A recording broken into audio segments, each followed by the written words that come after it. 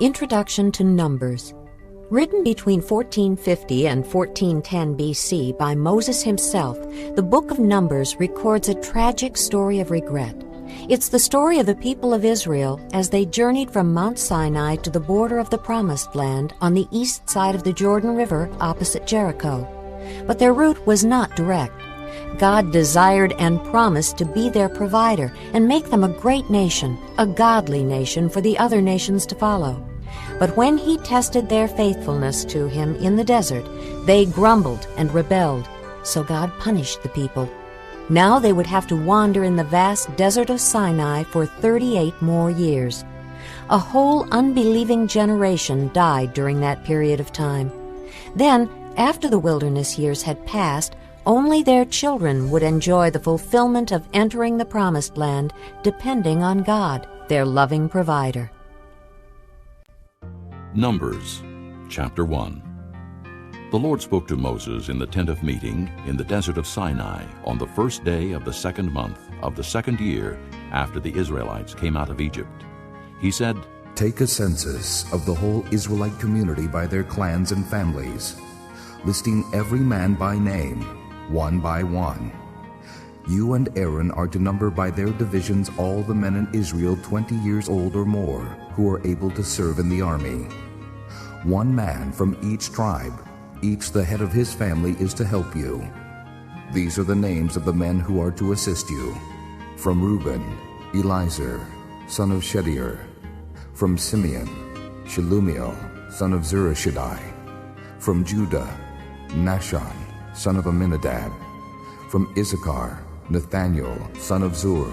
From Zebulun, Eliab, son of Helon. From the sons of Joseph, from Ephraim, Elishama, son of Ammihud. From Manasseh, Gamaliel, son of Pedazur. From Benjamin, Abidan, son of Gideoni. From Dan, Ahiezer, son of Ammishaddai. From Asher, Pagiel, son of Ochran. From Gad, Eliasaph, son of Duel.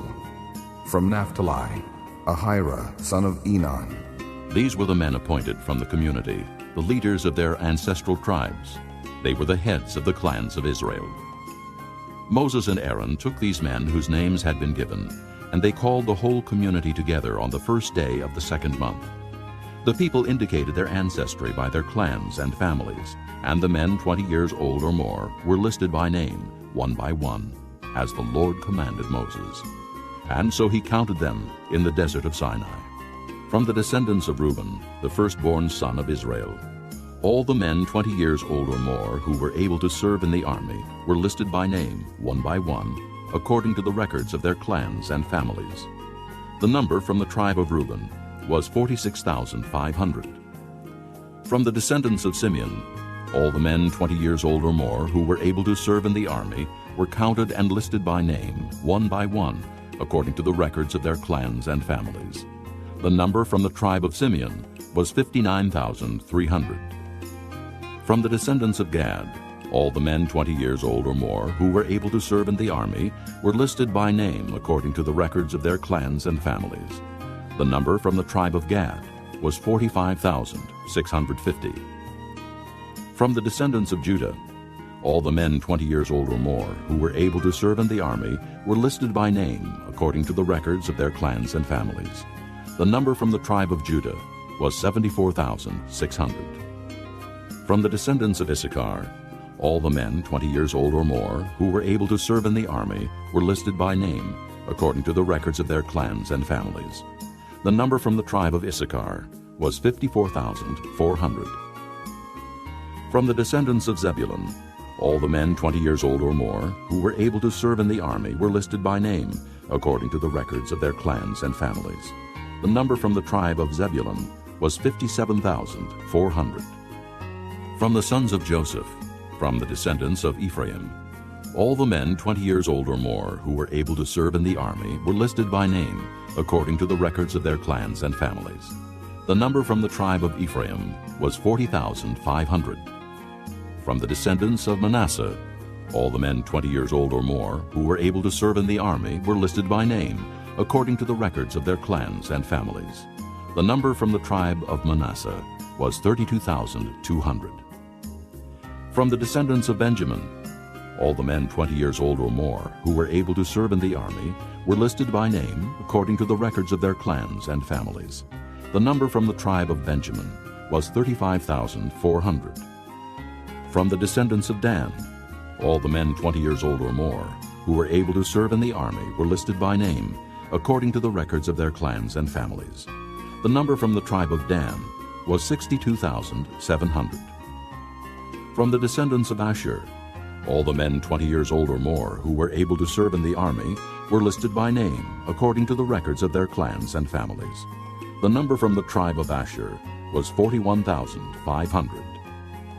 From the descendants of Naphtali, all the men 20 years old or more who were able to serve in the army were listed by name according to the records of their clans and families. The number from the tribe of Naphtali was 53,400.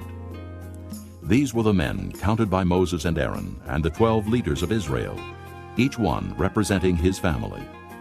All the Israelites 20 years old or more who were able to serve in Israel's army were counted according to their families. The total number was 603,550. The families of the tribe of Levi, however, were not counted along with the others. The Lord had said to Moses, You must not count the tribe of Levi, or include them in the census of the other Israelites.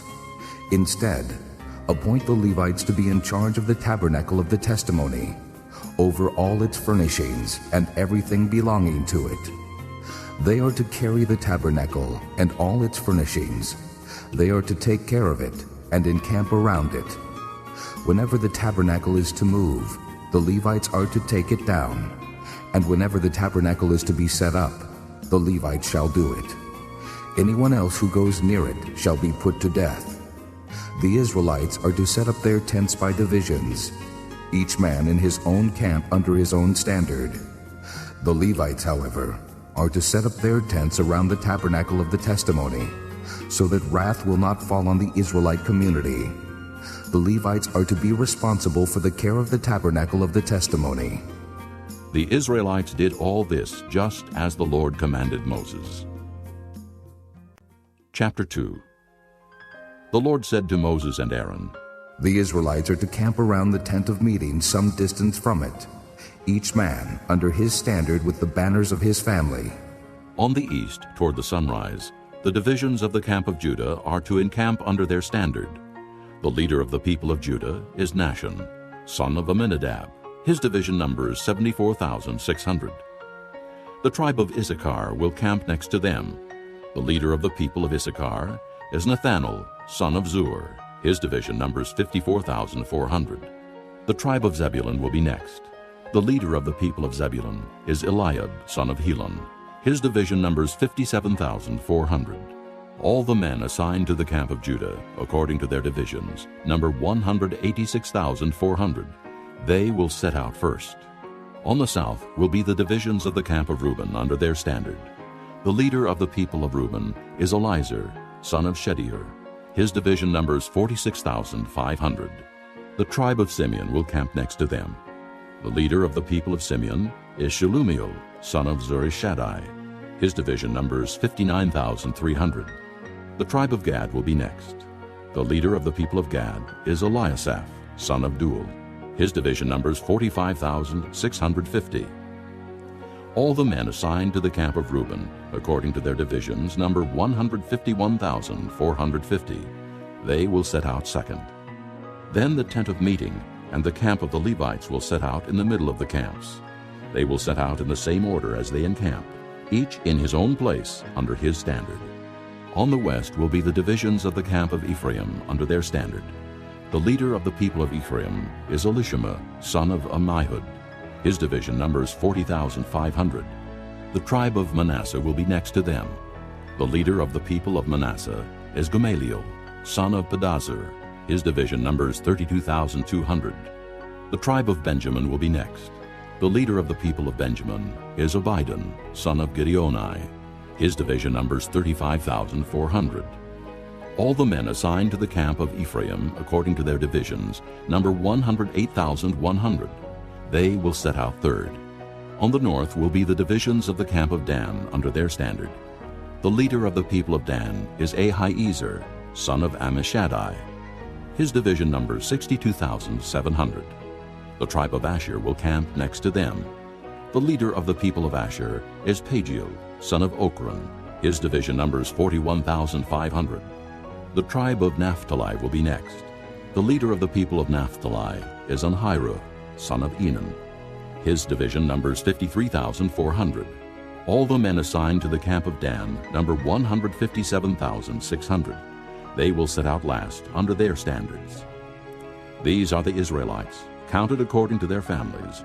All those in the camps by their divisions number 603,550. The Levites, however, were not counted along with the other Israelites, as the Lord commanded Moses. So the Israelites did everything the Lord commanded Moses. That is the way they encamped under their standards, and that is the way they set out, each with his clan and family. Chapter 3. This is the account of the family of Aaron and Moses at the time the Lord talked with Moses on Mount Sinai. The names of the sons of Aaron were Nadab the firstborn and Abihu, Eleazar and Ithamar. Those were the names of Aaron's sons, the anointed priests, who were ordained to serve as priests. Nadab and Abihu, however, fell dead before the Lord when they made an offering with unauthorized fire before him in the desert of Sinai. They had no sons, so only Eleazar and Ithamar served as priests during the lifetime of their father Aaron. The Lord said to Moses, "Bring the tribe of Levi and present them to Aaron the priest to assist him. They are to perform duties for him and for the whole community at the tent of meeting by doing the work of the tabernacle. They are to take care of all the furnishings of the tent of meeting, fulfilling the obligations of the Israelites by doing the work of the tabernacle. Give the Levites to Aaron and his sons. They are the Israelites who are to be given wholly to him. Appoint Aaron and his sons to serve as priests. Anyone else who approaches the sanctuary must be put to death." The Lord also said to Moses, "I have taken the Levites from among the Israelites in place of the first male offspring of every Israelite woman. The Levites are mine, for all the firstborn are mine. When I struck down all the firstborn in Egypt, I set apart for myself every firstborn in Israel, whether man or animal. They are to be mine. I am the Lord." The Lord said to Moses in the desert of Sinai, "Count the Levites by their families and clans. Count every male a month old or more." So Moses counted them as he was commanded by the word of the Lord. These were the names of the sons of Levi: Gershon, Kohath, and Merari. These were the names of the Gershonite clans: Libni and Shimei. The Kohathite clans: Amram, Izhar, Hebron, and Uzziel. The Merarite clans: Malai and Mushi. These were the Levite clans according to their families. To Gershon belonged the clans of the Libnites and Shimeites.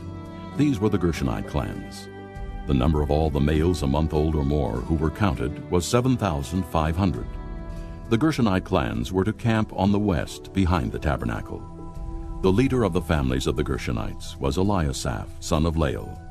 At the tent of meeting, the Gershonites were responsible for the care of the tabernacle and tent, its coverings, the curtain at the entrance to the tent of meeting, the curtains of the courtyard, the curtain at the entrance to the courtyard surrounding the tabernacle and altar, and the ropes and everything related to their use. To Kohath belonged the clans of the Amramites, Izharites, Hebronites, and Uzzielites. These were the Kohathite clans. The number of all the males a month old or more was 8,600. The Kohathites were responsible for the care of the sanctuary.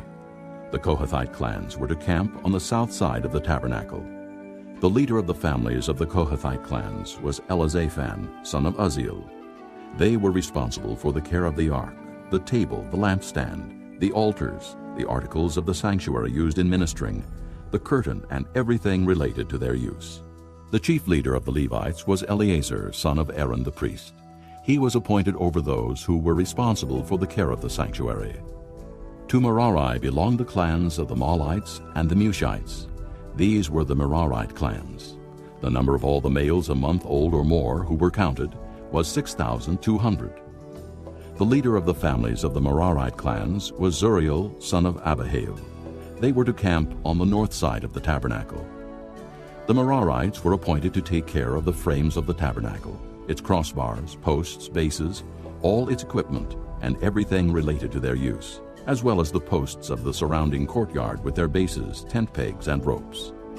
Moses and Aaron and his sons were to camp to the east of the tabernacle toward the sunrise in front of the tent of meeting. They were responsible for the care of the sanctuary on behalf of the Israelites. Anyone else who approached the sanctuary was to be put to death. The total number of Levites counted at the Lord's command by Moses and Aaron, according to their clans, including every male a month old or more, was 22,000.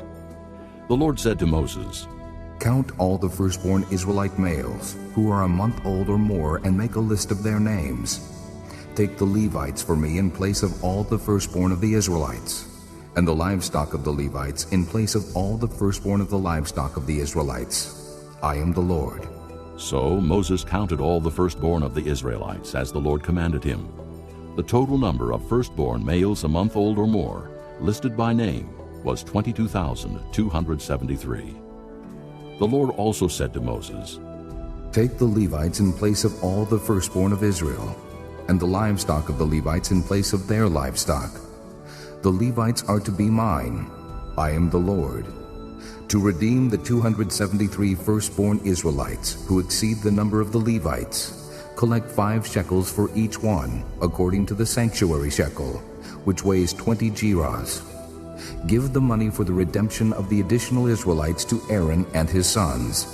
So Moses collected the redemption money from those who exceeded the number redeemed by the Levites.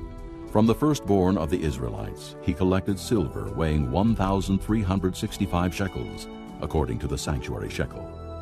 Moses gave the redemption money to Aaron and his sons, as he was commanded by the word of the Lord. Chapter 4. The Lord said to Moses and Aaron, Take a census of the Kohathite branch of the Levites by their clans and families. Count all the men from 30 to 50 years of age who come to serve in the work in the tent of meeting. This is the work of the Kohathites in the tent of meeting, the care of the most holy things. When the camp is to move, Aaron and his sons are to go in and take down the shielding curtain and cover the ark of the testimony with it. Then they are to cover this with hides of sea cows. Spread a cloth of solid blue over that, and put the poles in place. Over the table of the presence they are to spread a blue cloth, and put on it the plates, dishes, and bowls, and the jars for drink offerings. The bread that is continually there is to remain on it. Over these they are to spread a scarlet cloth. Cover that with hides of sea cows, and put its poles in place. They are to take a blue cloth and cover the lampstand that is for light, together with its lamps, its wick trimmers and trays, and all its jars for the oil used to supply it. Then they are to wrap it and all its accessories in a covering of hides of sea cows, and put it on a carrying frame. Over the gold altar they are to spread a blue cloth, and cover that with hides of sea cows, and put its poles in place. They are to take all the articles used for ministering in the sanctuary, wrap them in a blue cloth, cover that with hides of sea cows, and put them on a carrying frame. They are to remove the ashes from the bronze altar and spread a purple cloth over it. Then they are to place on it all the utensils used for ministering at the altar, including the fire pans, meat forks, shovels, and sprinkling bowls. Over it they are to spread a covering of hides of sea cows, and put its poles in place. After Aaron and his sons have finished covering the holy furnishings and all the holy articles, and when the camp is ready to move, the Kohathites are to come to do the carrying. But they must not touch the holy things, or they will die. The Kohathites are to carry those things that are in the tent of meeting. Eleazar, son of Aaron, the priest, is to have charge of the oil for the light, the fragrant incense, the regular grain offering, and the anointing oil. He is to be in charge of the entire tabernacle and everything in it, including its holy furnishings and articles. The Lord said to Moses and Aaron, See that the Kohathite tribal clans are not cut off from the Levites, so that they may live and not die when they come near the most holy things. Do this for them. Aaron and his sons are to go into the sanctuary and assign to each man his work and what he is to carry. But the Kohathites must not go in to look at the holy things, even for a moment, or they will die. The Lord said to Moses, Take a census also of the Gershonites by their families and clans. Count all the men from 30 to 50 years of age who come to serve in the work at the tent of meeting. This is the service of the Gershonite clans as they work and carry burdens. They are to carry the curtains of the tabernacle, the tent of meeting, its covering, and the outer covering of hides of sea cows, the curtains for the entrance to the tent of meeting, the curtains of the courtyard surrounding the tabernacle and altar, the curtain for the entrance, the ropes and all the equipment used in its service. The Gershonites are to do all that needs to be done with these things. All their service, whether carrying or doing other work, is to be done under the direction of Aaron and his sons. You shall assign to them as their responsibility all they are to carry. This is the service of the Gershonite clans at the tent of meeting. Their duties are to be under the direction of Ithamar, son of Aaron the priest. Count the Merarites by their clans and families. Count all the men from 30 to 50 years of age who come to serve in the work at the tent of meeting. This is their duty as they perform service at the tent of meeting, to carry the frames of the tabernacle, its crossbars, posts, and bases, as well as the posts of the surrounding courtyard with their bases, tent pegs, ropes, all their equipment and everything related to their use. Assign to each man the specific things he is to carry. This is the service of the Merarite clans as they work at the tent of meeting, under the direction of Ithamar, son of Aaron the priest. Moses, Aaron, and the leaders of the community counted the Kohathites by their clans and families. All the men from 30 to 50 years of age who came to serve in the work in the tent of meeting, counted by clans, were 2,750. This was the total of all those in the Kohathite clans who served in the tent of meeting. Moses and Aaron counted them according to the Lord's command through Moses. The Gershonites were counted by their clans and families. All the men from 30 to 50 years of age who came to serve in the work at the tent of meeting, counted by their clans and families, were 2,630. This was the total of those in the Gershonite clans who served at the tent of meeting. Moses and Aaron counted them according to the Lord's command. The Merarites were counted by their clans and families. All the men from 30 to 50 years of age who came to serve in the work at the tent of meeting, counted by their clans, were 3,200. This was the total of those in the Merarite clans. Moses and Aaron counted them according to the Lord's command through Moses. So Moses, Aaron, and the leaders of Israel counted all the Levites by their clans and families. All the men from 30 to 50 years of age who came to do the work of serving and carrying the tent of meeting numbered 8,580. At the Lord's command through Moses, each was assigned his work and told what to carry. Thus they were counted, as the Lord commanded Moses. Chapter 5. The Lord said to Moses, Command the Israelites to send away from the camp anyone who has an infectious skin disease or a discharge of any kind, or who is ceremonially unclean because of a dead body. Send away male and female alike. Send them outside the camp, so they will not defile their camp where I dwell among them. The Israelites did this. They sent them outside the camp. They did just as the Lord had instructed Moses. The Lord said to Moses, Say to the Israelites, when a man or woman wrongs another in any way, and so is unfaithful to the Lord, that person is guilty and must confess the sin he has committed. He must make full restitution for his wrong, add 1/5 to it, and give it all to the person he has wronged. But if that person has no close relative to whom restitution can be made for the wrong, the restitution belongs to the Lord and must be given to the priest, along with the ram with which atonement is made for him.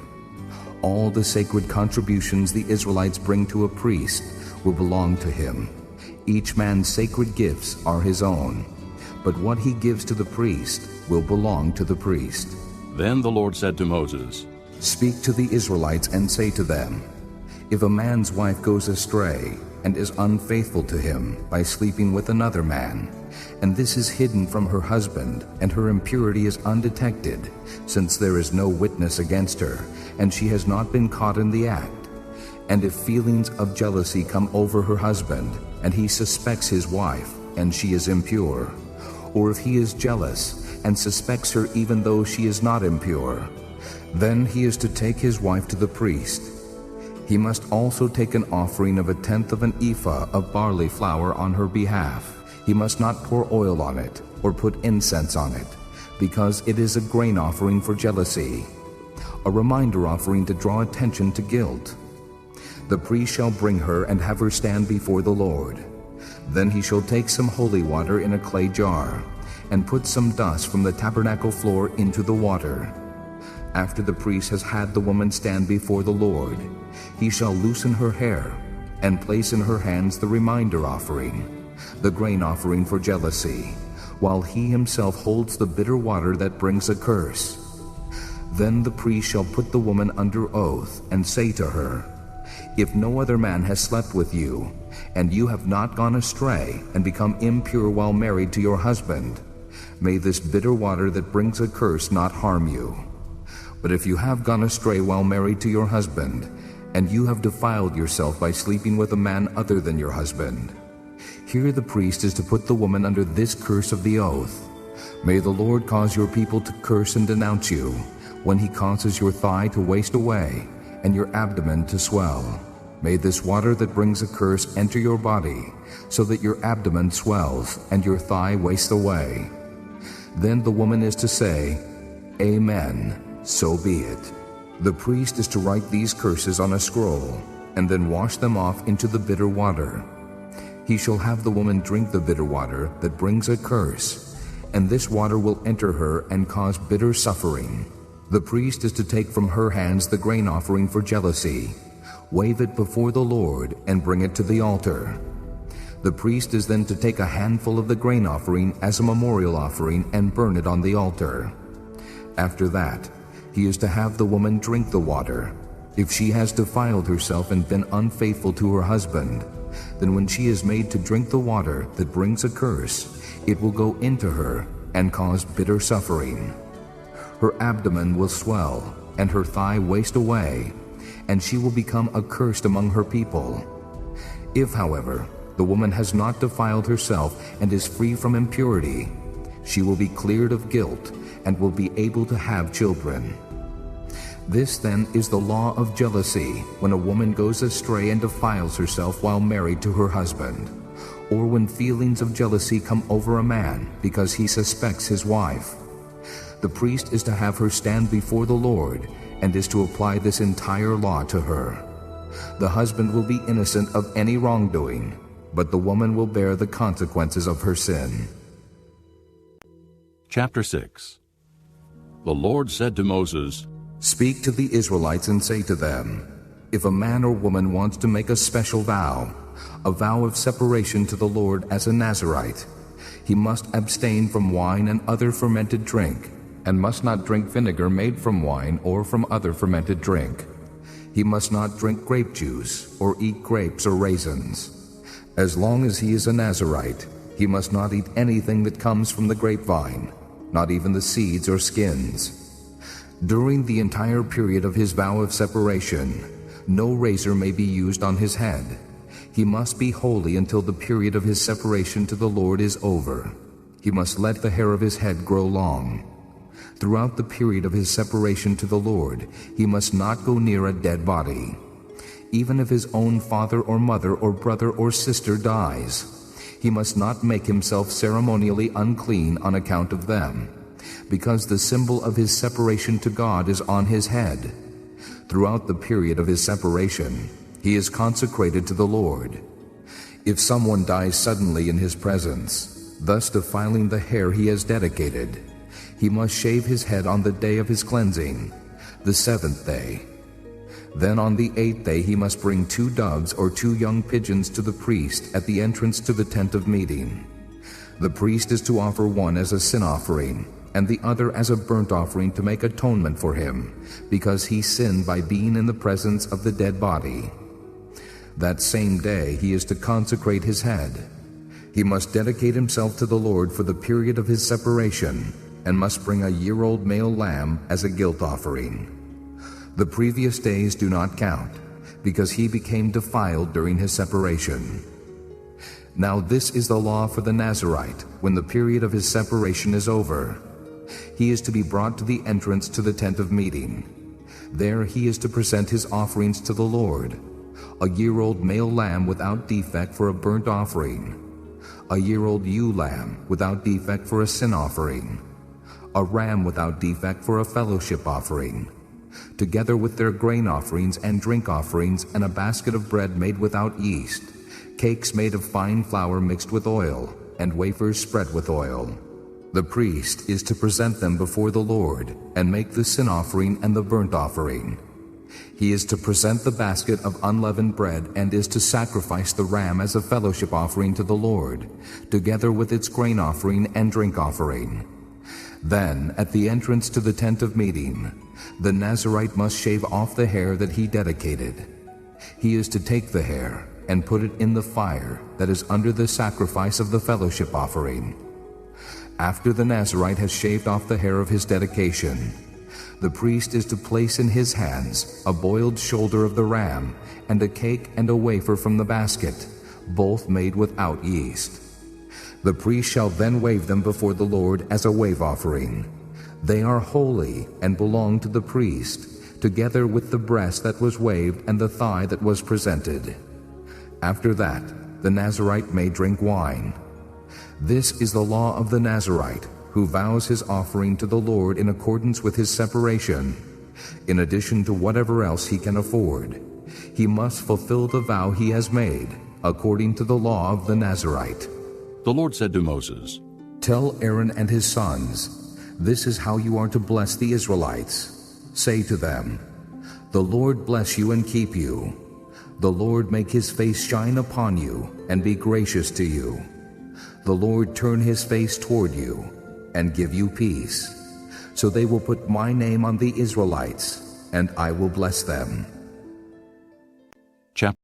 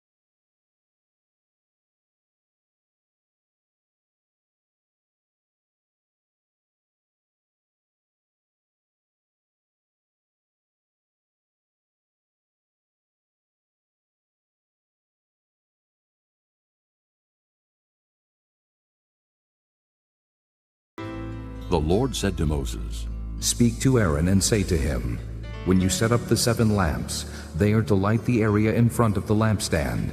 Aaron did so. He set up the lamps so that they faced forward on the lampstand, just as the Lord commanded Moses. This is how the lampstand was made. It was made of hammered gold, from its base to its blossoms. The lampstand was made exactly like the pattern the Lord had shown Moses. The Lord said to Moses, "Take the Levites from among the other Israelites and make them ceremonially clean. To purify them, do this: sprinkle the water of cleansing on them. Then have them shave their whole bodies and wash their clothes, and so purify themselves. Have them take a young bull with its grain offering of fine flour mixed with oil. Then you are to take a second young bull for a sin offering. Bring the Levites to the front of the tent of meeting and assemble the whole Israelite community. You are to bring the Levites before the Lord, and the Israelites are to lay their hands on them. Aaron is to present the Levites before the Lord as a wave offering from the Israelites, so that they may be ready to do the work of the Lord. After the Levites lay their hands on the heads of the bulls, use the one for a sin offering to the Lord and the other for a burnt offering, to make atonement for the Levites. Have the Levites stand in front of Aaron and his sons, and then present them as a wave offering to the Lord. In this way, you are to set the Levites apart from the other Israelites, and the Levites will be mine. After you have purified the Levites and presented them as a wave offering, they are to come to do their work at the tent of meeting. They are the Israelites who are to be given wholly to me. I have taken them as my own in place of the firstborn, the first male offspring from every Israelite woman. Every firstborn male in Israel, whether man or animal, is mine. When I struck down all the firstborn in Egypt, I set them apart for myself, and I have taken the Levites in place of all the firstborn sons in Israel. Of all the Israelites, I have given the Levites as gifts to Aaron and his sons to do the work at the tent of meeting on behalf of the Israelites, and to make atonement for them, so that no plague will strike the Israelites when they go near the sanctuary." Moses, Aaron, and the whole Israelite community did with the Levites just as the Lord commanded Moses.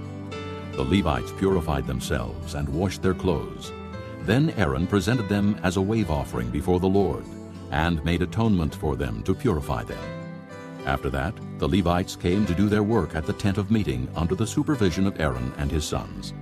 They did with the Levites just as the Lord commanded Moses. The Lord said to Moses, "This applies to the Levites. Men 25 years old or more shall come to take part in the work at the tent of meeting. But at the age of 50, they must retire from their regular service and work no longer. They may assist their brothers in performing their duties at the tent of meeting, but they themselves must not do the work. This, then, is how you are to assign the responsibilities of the Levites." This concludes Disc 8. Chapter 9. The Lord spoke to Moses in the desert of Sinai in the first month of the 2nd year after they came out of Egypt. He said, "Have the Israelites celebrate the Passover at the appointed time. Celebrate it at the appointed time, at twilight on the 14th day of this month, in accordance with all its rules and regulations." So Moses told the Israelites to celebrate the Passover, and they did so in the desert of Sinai at twilight on the 14th day of the first month. The Israelites did everything just as the Lord commanded Moses. But some of them could not celebrate the Passover on that day because they were ceremonially unclean on account of a dead body. So they came to Moses and Aaron that same day and said to Moses, "We have become unclean because of a dead body. But why should we be kept from presenting the Lord's offering with the other Israelites at the appointed time?"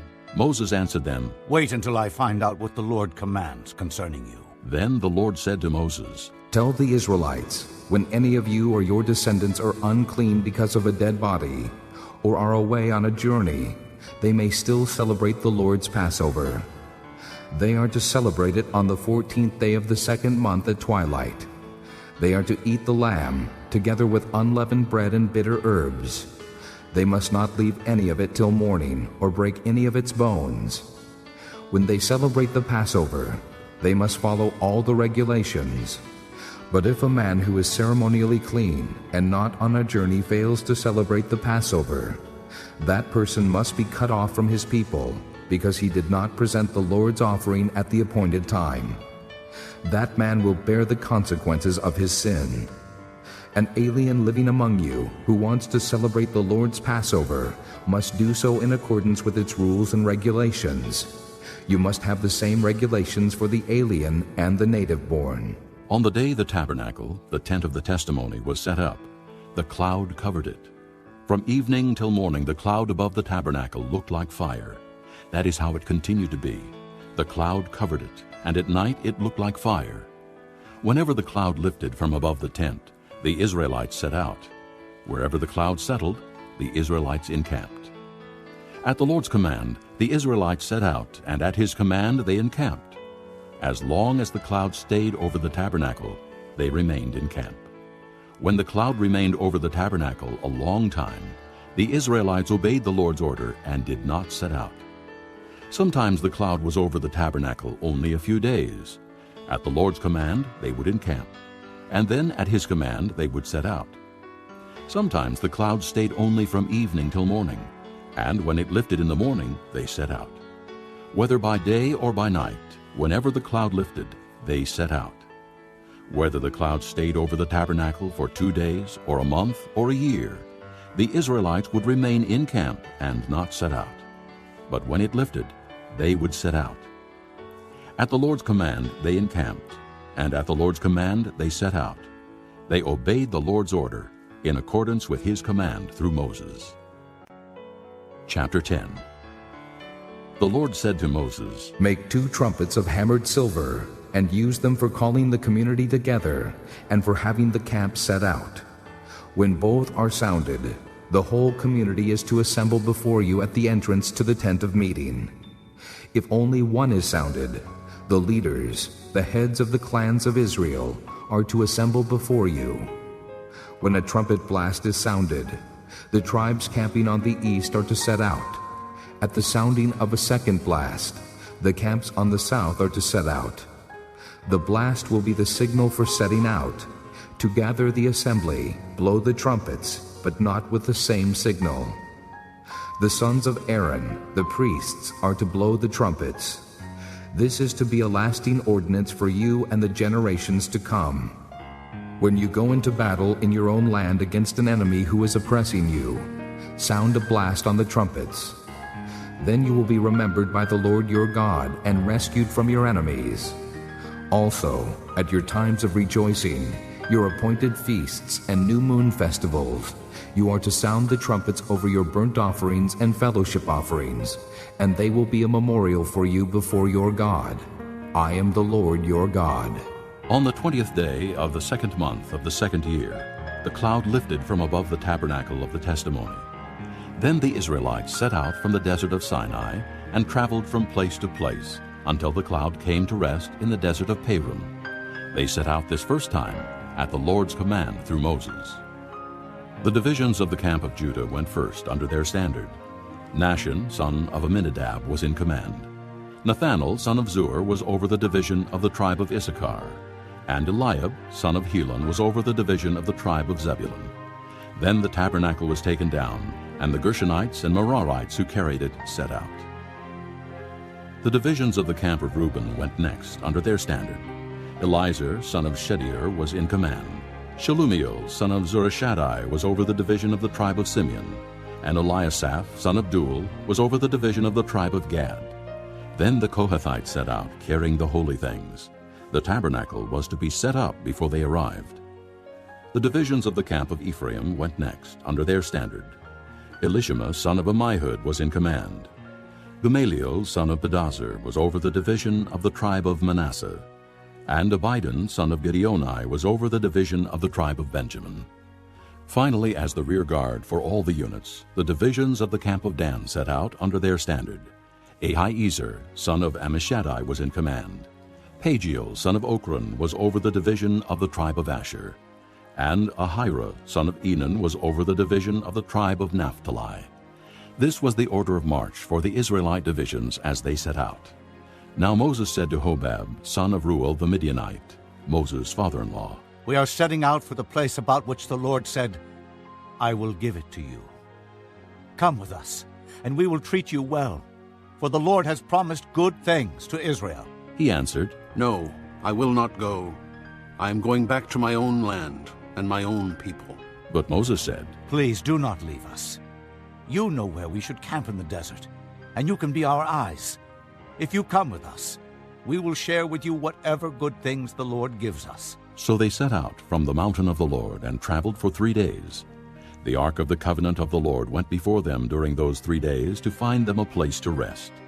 The cloud of the Lord was over them by day when they set out from the camp. Whenever the ark set out, Moses said, Rise up, O Lord. May your enemies be scattered. May your foes flee before you. Whenever it came to rest, he said, Return, O Lord, to the countless thousands of Israel. Chapter 11. Now the people complained about their hardships in the hearing of the Lord, and when he heard them his anger was aroused. Then fire from the Lord burned among them and consumed some of the outskirts of the camp. When the people cried out to Moses, he prayed to the Lord, and the fire died down. So that place was called Taberah, because fire from the Lord had burned among them. The rabble with them began to crave other food, and again the Israelites started wailing and said, If only we had meat to eat! We remember the fish we ate in Egypt at no cost. Also the cucumbers, melons, leeks, onions, and garlic. But now we have lost our appetite. We never see anything but this manna. The manna was like coriander seed and looked like resin. The people went around gathering it and then ground it in a hand mill or crushed it in a mortar. They cooked it in a pot or made it into cakes, and it tasted like something made with olive oil. When the dew settled on the camp at night, the manna also came down. Moses heard the people of every family wailing, each at the entrance to his tent. The Lord became exceedingly angry, and Moses was troubled. He asked the Lord, Why have you brought this trouble on your servant? What have I done to displease you, that you put the burden of all these people on me? Did I conceive all these people? Did I give them birth? Why do you tell me to carry them in my arms, as a nurse carries an infant, to the land you promised on oath to their forefathers? Where can I get meat for all these people? They keep wailing to me, Give us meat to eat. I cannot carry all these people by myself. The burden is too heavy for me. If this is how you are going to treat me, put me to death right now, if I have found favor in your eyes, and do not let me face my own ruin. The Lord said to Moses, Bring me 70 of Israel's elders, who are known to you as leaders and officials among the people. Have them come to the tent of meeting, that they may stand there with you. I will come down and speak with you there, and I will take of the Spirit that is on you, and put the Spirit on them. They will help you carry the burden of the people, so that you will not have to carry it alone.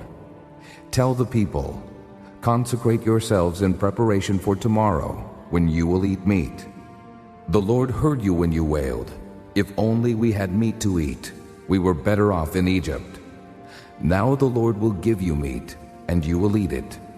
You will not eat it for just 1 day or 2 days, or 5, 10, or 20 days, but for a whole month, until it comes out of your nostrils and you loathe it, because you have rejected the Lord who is among you, and have wailed before him, saying, Why did we ever leave Egypt? But Moses said, Here I am among 600,000 men on foot, and you say, I will give them meat to eat for a whole month. Would they have enough if flocks and herds were slaughtered for them? Would they have enough if all the fish in the sea were caught for them? The Lord answered Moses, Is the Lord's arm too short? You will now see whether or not what I say will come true for you. So Moses went out and told the people what the Lord had said. He brought together 70 of their elders and had them stand around the tent. Then the Lord came down in the cloud and spoke with him. And he took of the Spirit that was on him and put the Spirit on the 70 elders. When the Spirit rested on them, they prophesied, but they did not do so again. However, 2 men, whose names were Eldad and Medad, had remained in the camp. They were listed among the elders, but did not go out to the tent. Yet the Spirit also rested on them, and they prophesied in the camp. A young man ran and told Moses, Eldad and Medad are prophesying in the camp. Joshua son of Nun, who had been Moses' aide since youth, spoke up and said, Moses, my lord, stop them. But Moses replied, Are you jealous for my sake? I wish that all the Lord's people were prophets, and that the Lord would put his Spirit on them. Then Moses and the elders of Israel returned to the camp. Now a wind went out from the Lord and drove quail in from the sea. It brought them down all around the camp to about 3 feet above the ground, as far as a day's walk in any direction. All that day and night, and all the next day, the people went out and gathered quail. No one gathered less than 10 homers. Then they spread them out all around the camp. But while the meat was still between their teeth, and before it could be consumed, the anger of the Lord burned against the people, and he struck them with a severe plague. Therefore the place was named Kibroth Hattaavah, because there they buried the people who had craved other food. From Kibroth Hattaavah the people traveled to Hazeroth and stayed there. Chapter 12. Miriam and Aaron began to talk against Moses because of his Cushite wife, for he had married a Cushite. Has the Lord spoken only through Moses? They asked. Hasn't he also spoken through us? And the Lord heard this. Now Moses was a very humble man, more humble than anyone else on the face of the earth. At once the Lord said to Moses, Aaron, and Miriam, Come out to the tent of meeting, all 3 of you. So the 3 of them came out. Then the Lord came down in a pillar of cloud. He stood at the entrance to the tent and summoned Aaron and Miriam. When both of them stepped forward, he said, Listen to my words. When a prophet of the Lord is among you, I reveal myself to him in visions. I speak to him in dreams. But this is not true of my servant Moses. He is faithful in all my house. With him I speak face to face, clearly, and not in riddles. He sees the form of the Lord. Why then were you not afraid to speak against my servant Moses? The anger of the Lord burned against them, and he left them. When the cloud lifted from above the tent, there stood Miriam, leprous like snow. Aaron turned toward her and saw that she had leprosy, and he said to Moses, Please, my lord, do not hold against us the sin we have so foolishly committed. Do not let her be like a stillborn infant, coming from its mother's womb with its flesh half eaten away. So Moses cried out to the Lord. O God, please heal her. The Lord replied to Moses, If her father had spit in her face, would she not have been in disgrace for 7 days? Confine her outside the camp for 7 days. After that, she can be brought back. So Miriam was confined outside the camp for 7 days, and the people did not move on till she was brought back. After that, the people left Hazeroth and encamped in the desert of Paran. Chapter 13. The Lord said to Moses, Send some men to explore the land of Canaan, which I am giving to the Israelites. From each ancestral tribe, send one of its leaders. So at the Lord's command, Moses sent them out from the desert of Paran. All of them were leaders of the Israelites. These are their names. From the tribe of Reuben, Shammua, son of Zachar. From the tribe of Simeon, Shaphat, son of Hori. From the tribe of Judah, Caleb, son of Jephunneh. From the tribe of Issachar, Igal, son of Joseph. From the tribe of Ephraim, Hoshea, son of Nun. From the tribe of Benjamin, Paltai, son of Raphu. From the tribe of Zebulun, Gadiel, son of Sodai. From the tribe of Manasseh, a tribe of Joseph, Gadai, son of Susai. From the tribe of Dan, Amiel, son of Gemalli. From the tribe of Asher, Sether, son of Michael. From the tribe of Naphtali, Nabai, son of Vophsi. From the tribe of Gad, Guel, son of Machai. These are the names of the men Moses sent to explore the land. Moses gave Hoshea, son of Nun, the name Joshua. When Moses sent them to explore Canaan, he said, Go up through the Negev and on into the hill country. See what the land is like, and whether the people who live there are strong or weak, few or many. What kind of land do they live in? Is it good or bad? What kind of towns do they live in? Are they unwalled or fortified? How is the soil? Is it fertile or poor? Are there trees on it or not? Do your best to bring back some of the fruit of the land." It was the season for the first ripe grapes. So they went up and explored the land from the desert of Zin as far as Rehob toward Lebo-Hamath. They went up through the Negev and came to Hebron, where Ahiman, Sheshai, and Talmai, the descendants of Anak, lived. Hebron had been built 7 years before Zoan in Egypt. When they reached the valley of Eshcol, they cut off a branch bearing a single cluster of grapes. 2 of them carried it on a pole between them, along with some pomegranates and figs. That place was called the Valley of Eshcol because of the cluster of grapes the Israelites cut off there. At the end of 40 days, they returned from exploring the land. They came back to Moses and Aaron and the whole Israelite community at Kadesh in the desert of Paran. There they reported to them and to the whole assembly and showed them the fruit of the land. They gave Moses this account. "We went into the land to which you sent us, and it does flow with milk and honey. Here is its fruit. But the people who live there are powerful, and the cities are fortified and very large. We even saw descendants of Anak there. The Amalekites live in the Negev, the Hittites, Jebusites, and Amorites live in the hill country, and the Canaanites live near the sea and along the Jordan." Then Caleb silenced the people before Moses and said, "We should go up and take possession of the land, for we can certainly do it." But the men who had gone up with him said, "We can't attack those people. They're stronger than we are." And they spread among the Israelites a bad report about the land they had explored. They said, "The land we explored devours those living in it. All the people we saw there are of great size. We saw the Nephilim there." The descendants of Anak come from the Nephilim.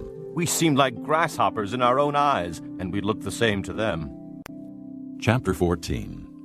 That night all the people of the community raised their voices and wept aloud. All the Israelites grumbled against Moses and Aaron, and the whole assembly said to them, "If only we had died in Egypt, or in this desert! Why is the Lord bringing us to this land only to let us fall by the sword? Our wives and children will be taken as plunder. Wouldn't it be better for us to go back to Egypt?" And they said to each other, "We should choose a leader and go back to Egypt." Then Moses and Aaron fell face down in front of the whole Israelite assembly gathered there. Joshua son of Nun and Caleb son of Jephunneh, who were among those who had explored the land, tore their clothes and said to the entire Israelite assembly, "The land we passed through and explored is exceedingly good. If the Lord is pleased with us, he will lead us into that land, a land flowing with milk and honey, and will give it to us." Only do not rebel against the Lord, and do not be afraid of the people of the land, because we will swallow them up. Their protection is gone, but the Lord is with us. Do not be afraid of them. But the whole assembly talked about stoning them. Then the glory of the Lord appeared at the tent of meeting to all the Israelites. The Lord said to Moses, "How long will these people treat me with contempt? How long will they refuse to believe in me, in spite of all the miraculous signs I have performed among them? I will strike them down with a plague and destroy them, but I will make you into a nation greater and stronger than they." Moses said to the Lord, "Then the Egyptians will hear about it. By your power you brought these people up from among them, and they will tell the inhabitants of this land about it. They have already heard that you, O Lord, are with these people, and that you, O Lord, have been seen face to face, that your cloud stays over them, and that you go before them in a pillar of cloud by day and a pillar of fire by night. If you put these people to death all at one time, the nations who have heard this report about you will say, 'The Lord was not able to bring these people into the land he promised them on oath, so he slaughtered them in the desert.' Now may the Lord's strength be displayed, just as you have declared. The Lord is slow to anger, abounding in love and forgiving sin and rebellion. Yet he does not leave the guilty unpunished. He punishes the children for the sin of the fathers, to the 3rd and 4th generation. In accordance with your great love, forgive the sin of these people, just as you have pardoned them from the time they left Egypt until now." The Lord replied, "I have forgiven them as you asked. Nevertheless, as surely as I live, and as surely as the glory of the Lord fills the whole earth, not one of the men who saw my glory and the miraculous signs I performed in Egypt and in the desert, but who disobeyed me and tested me 10 times. Not one of them will ever see the land I promised on oath to their forefathers. No one who has treated me with contempt will ever see it. But because my servant Caleb has a different spirit and follows me wholeheartedly, I will bring him into the land he went to, and his descendants will inherit it. Since the Amalekites and Canaanites are living in the valleys, turn back tomorrow and set out toward the desert along the route to the Red Sea. The Lord said to Moses and Aaron, How long will this wicked community grumble against me? I have heard the complaints of these grumbling Israelites. So tell them, As surely as I live, declares the Lord, I will do to you the very things I heard you say. In this desert your bodies will fall, every one of you, 20 years old or more, who was counted in the census, and who has grumbled against me. Not one of you will enter the land I swore with uplifted hand to make your home, except Caleb, son of Jephunneh, and Joshua, son of Nun. As for your children, that you said would be taken as plunder, I will bring them in to enjoy the land you have rejected. But your bodies will fall in this desert. Your children will be shepherds here for 40 years, suffering for your unfaithfulness, until the last of your bodies lies in the desert. For 40 years, 1 year for each of the 40 days you explored the land. You will suffer for your sins and know what it is like to have me against you. I, the Lord, have spoken, and I will surely do these things to this whole wicked community, which has banded together against me. They will meet their end in this desert. Here they will die. So the men Moses had sent to explore the land, who returned and made the whole community grumble against him by spreading a bad report about it. These men, responsible for spreading the bad report about the land, were struck down and died of a plague before the Lord. Of the men who went to explore the land, only Joshua, son of Nun, and Caleb, son of Jephunneh, survived. When Moses reported this to all the Israelites, they mourned bitterly. Early the next morning, they went up toward the high hill country. We have sinned, they said. We will go up to the place the Lord promised. But Moses said, Why are you disobeying the Lord's command? This will not succeed. Do not go up, because the Lord is not with you. You will be defeated by your enemies, for the Amalekites and Canaanites will face you there. Because you have turned away from the Lord, he will not be with you, and you will fall by the sword. Nevertheless, in their presumption, they went up toward the high hill country, though neither Moses nor the ark of the Lord's covenant moved from the camp. Then the Amalekites and Canaanites who lived in that hill country came down and attacked them and beat them down all the way to Hormah. Chapter 15.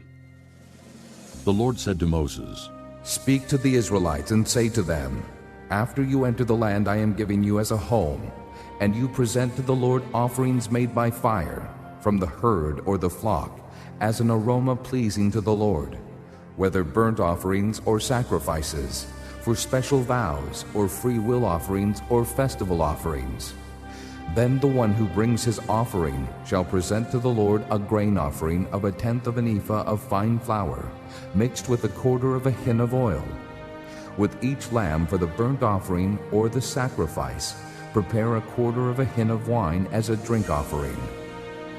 With a ram, prepare a grain offering of 2/10 of an ephah of fine flour mixed with 1/3 of a hin of oil, and 1/3 of a hin of wine as a drink offering. Offer it as an aroma pleasing to the Lord. When you prepare a young bull as a burnt offering or sacrifice for a special vow or a fellowship offering to the Lord, bring with the bull a grain offering of 3/10 of an ephah of fine flour mixed with 1/2 a hin of oil. Also, bring 1/2 a hin of wine as a drink offering. It will be an offering made by fire, an aroma pleasing to the Lord. Each bull or ram, each lamb or young goat, is to be prepared in this manner. Do this for each one, for as many as you prepare. Everyone who is native-born must do these things in this way when he brings an offering made by fire, as an aroma pleasing to the Lord. For the generations to come, Whenever an alien or anyone else living among you presents an offering made by fire as an aroma pleasing to the Lord, he must do exactly as you do. The community is to have the same rules for you and for the alien living among you. This is a lasting ordinance for the generations to come. You and the alien shall be the same before the Lord. The same laws and regulations will apply both to you and to the alien living among you. The Lord said to Moses, Speak to the Israelites and say to them, When you enter the land to which I am taking you, and you eat the food of the land, present a portion as an offering to the Lord. Present a cake from the first of your ground meal, and present it as an offering from the threshing floor. Throughout the generations to come, you are to give this offering to the Lord from the first of your ground meal.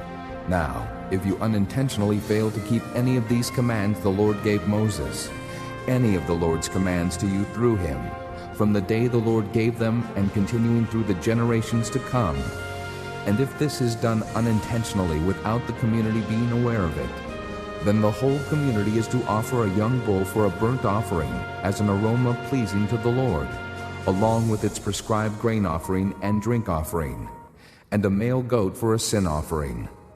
The priest is to make atonement for the whole Israelite community, and they will be forgiven, for it was not intentional, and they have brought to the Lord for their wrong an offering made by fire and a sin offering. The whole Israelite community and the aliens living among them will be forgiven, because all the people were involved in the unintentional wrong. But if just one person sins unintentionally, he must bring a year-old female goat for a sin offering. The priest is to make atonement before the Lord for the one who erred by sinning unintentionally, and when atonement has been made for him, he will be forgiven.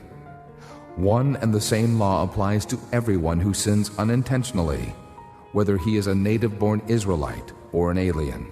But anyone who sins defiantly, whether native-born or alien, blasphemes the Lord, and that person must be cut off from his people. Because he has despised the Lord's word and broken his commands, that person must surely be cut off. His guilt remains on him. While the Israelites were in the desert, a man was found gathering wood on the Sabbath day. Those who found him gathering wood brought him to Moses and Aaron and the whole assembly, and they kept him in custody because it was not clear what should be done to him. Then the Lord said to Moses, The man must die.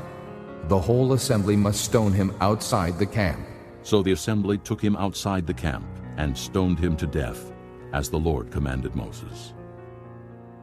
The Lord said to Moses, Speak to the Israelites and say to them, Throughout the generations to come, you are to make tassels on the corners of your garments, with a blue cord on each tassel.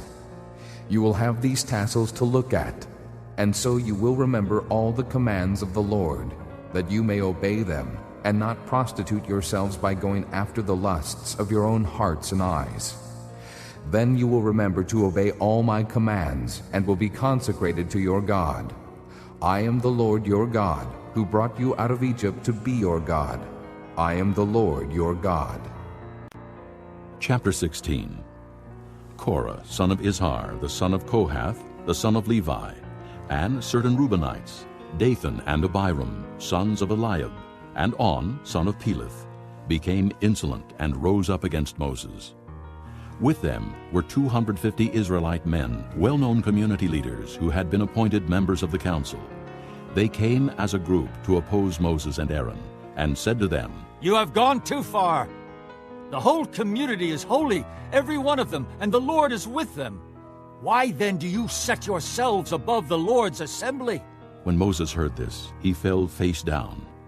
Then he said to Korah and all his followers, In the morning, the Lord will show who belongs to him and who is holy, and he will have that person come near him.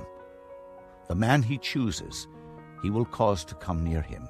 You, Korah, and all your followers are to do this. Take censers, and tomorrow put fire and incense in them before the Lord. The man the Lord chooses will be the one who is holy. You Levites have gone too far. Moses also said to Korah, Now listen, you Levites. Isn't it enough for you that the God of Israel has separated you from the rest of the Israelite community and brought you near himself to do the work at the Lord's tabernacle and to stand before the community and minister to them? He has brought you and all your fellow Levites near himself, but now you are trying to get the priesthood too. It is against the Lord that you and all your followers have banded together. Who is Aaron that you should grumble against him?" Then Moses summoned Dathan and Abiram, the sons of Eliab. But they said, "We will not come. Isn't it enough that you have brought us up out of a land flowing with milk and honey to kill us in the desert? And now you also want to lord it over us? Moreover, you haven't brought us into a land flowing with milk and honey, or given us an inheritance of fields and vineyards. Will you gouge out the eyes of these men? No, we will not come." Then Moses became very angry and said to the Lord, "Do not accept their offering. I have not taken so much as a donkey from them, nor have I wronged any of them." Moses said to Korah, "You and all your followers are to appear before the Lord tomorrow, you and they and Aaron. Each man is to take his censer and put incense in it, 250 censers in all, and present it before the Lord. You and Aaron are to present your censers also." So each man took his censer, put fire and incense in it, and stood with Moses and Aaron at the entrance to the tent of meeting. When Korah had gathered all his followers in opposition to them at the entrance to the tent of meeting, the glory of the Lord appeared to the entire assembly. The Lord said to Moses and Aaron, "Separate yourselves from this assembly, so I can put an end to them at once." But Moses and Aaron fell face down and cried out, "O God, God of the spirits of all mankind, will you be angry with the entire assembly when only one man sins?" Then the Lord said to Moses, "Say to the assembly, move away from the tents of Korah, Dathan, and Abiram." Moses got up and went to Dathan and Abiram, and the elders of Israel followed him. He warned the assembly, "Move back from the tents of these wicked men. Do not touch anything belonging to them, or you will be swept away because of all their sins." So they moved away from the tents of Korah, Dathan, and Abiram. Dathan and Abiram had come out and were standing with their wives, children, and little ones at the entrances to their tents. Then Moses said, "This is how you will know that the Lord has sent me to do all these things, and that it was not my idea. If these men die a natural death and experience only what usually happens to men, then the Lord has not sent me. But if the Lord brings about something totally new, and the earth opens its mouth and swallows them with everything that belongs to them, and they go down alive into the grave, then you will know that these men have treated the Lord with contempt." As soon as he finished saying all this, the ground under them split apart, and the earth opened its mouth and swallowed them with their households and all Korah's men and all their possessions. They went down alive into the grave with everything they owned. The earth closed over them, and they perished and were gone from the community. At their cries, all the Israelites around them fled, shouting, "The earth is going to swallow us too!" And fire came out from the Lord and consumed the 250 men who were offering the incense. The Lord said to Moses, "Tell Eleazar, son of Aaron the priest, to take the censers out of the smoldering remains and scatter the coals some distance away, for the censers are holy, the censers of the men who sinned at the cost of their lives. Hammer the censers into sheets to overlay the altar, for they were presented before the Lord and have become holy. Let them be a sign to the Israelites." So Eleazar the priest collected the bronze censers brought by those who had been burned up, and he had them hammered out to overlay the altar, as the Lord directed him through Moses. This was to remind the Israelites that no one except a descendant of Aaron should come to burn incense before the Lord, or he would become like Korah and his followers. The next day the whole Israelite community grumbled against Moses and Aaron. "You have killed the Lord's people," they said. But when the assembly gathered in opposition to Moses and Aaron and turned toward the tent of meeting, suddenly the cloud covered it, and the glory of the Lord appeared. Then Moses and Aaron went to the front of the tent of meeting, and the Lord said to Moses, "Get away from this assembly, so I can put an end to them at once." And they fell face down. Then Moses said to Aaron, "Take your censer and put incense in it, along with fire from the altar, and hurry to the assembly to make atonement for them. Wrath has come out from the Lord. The plague has started." So Aaron did as Moses said, and ran into the midst of the assembly. The plague had already started among the people, but Aaron offered the incense and made atonement for them. He stood between the living and the dead, and the plague stopped. But 14,700 people died from the plague, in addition to those who had died because of Korah. Then Aaron returned to Moses at the entrance to the tent of meeting, for the plague had stopped. Chapter 17. The Lord said to Moses, "Speak to the Israelites, and get 12 staffs from them, one from the leader of each of their ancestral tribes. Write the name of each man on his staff. On the staff of Levi, write Aaron's name, for there must be one staff for the head of each ancestral tribe. Place them in the tent of meeting, in front of the testimony, where I meet with you. The staff belonging to the man I choose will sprout, and I will rid myself of this constant grumbling against you by the Israelites." So Moses spoke to the Israelites, and their leaders gave him 12 staffs, one for the leader of each of their ancestral tribes, and Aaron's staff was among them. Moses placed the staffs before the Lord in the tent of the testimony. The next day Moses entered the tent of the testimony and saw that Aaron's staff, which represented the house of Levi, had not only sprouted, but had budded, blossomed, and produced almonds. Then Moses brought out all the staffs from the Lord's presence to all the Israelites. They looked at them, and each man took his own staff. The Lord said to Moses, "Put back Aaron's staff in front of the testimony, to be kept as a sign to the rebellious. This will put an end to their grumbling against me, so that they will not die." Moses did just as the Lord commanded him. The Israelites said to Moses, "We will die. We are lost. We are all lost. Anyone who even comes near the tabernacle of the Lord will die. Are we all going to die?" Chapter 18. The Lord said to Aaron, "You, your sons, and your father's family are to bear the responsibility for offenses against the sanctuary, and you and your sons alone are to bear the responsibility for offenses against the priesthood. Bring your fellow Levites from your ancestral tribe to join you, and assist you when you and your sons minister before the tent of the testimony. They are to be responsible to you, and are to perform all the duties of the tent. But they must not go near the furnishings of the sanctuary or the altar, or both they and you will die. They are to join you and be responsible for the care of the tent of meeting, all the work at the tent, and no one else may come near where you are. You are to be responsible for the care of the sanctuary and the altar, so that wrath will not fall on the Israelites again.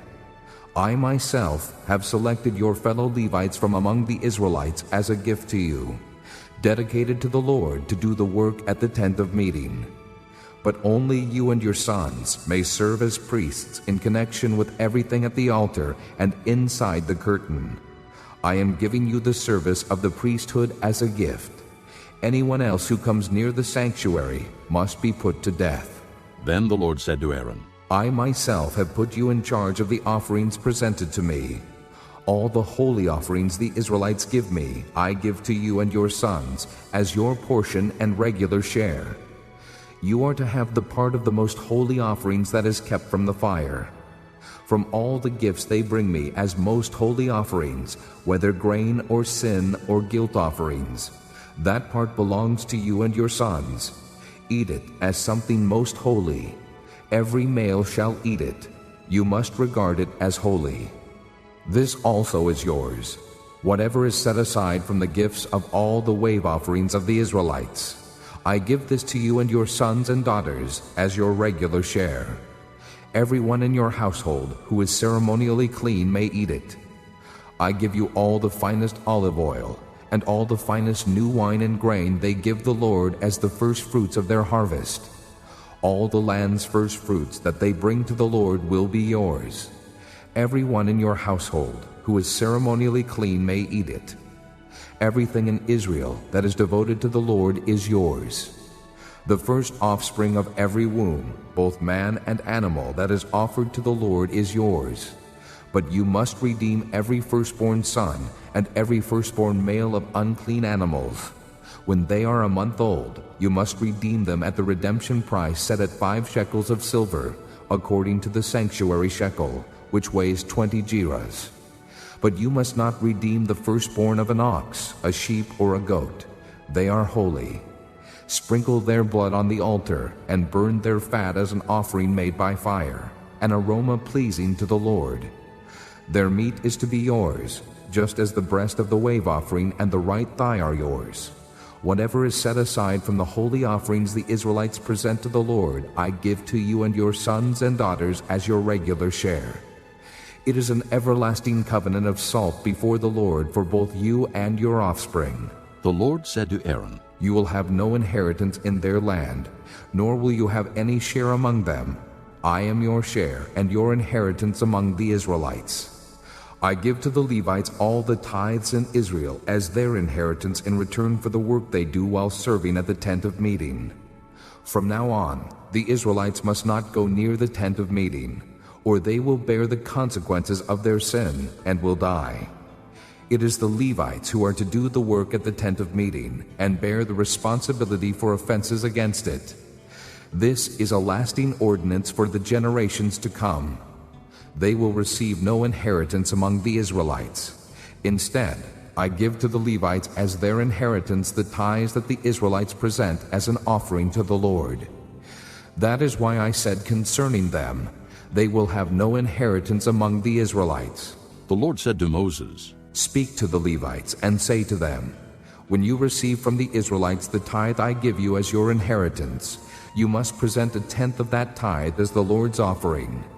Your offering will be reckoned to you as grain from the threshing floor or juice from the winepress. In this way, you also will present an offering to the Lord from all the tithes you receive from the Israelites. From these tithes, you must give the Lord's portion to Aaron the priest.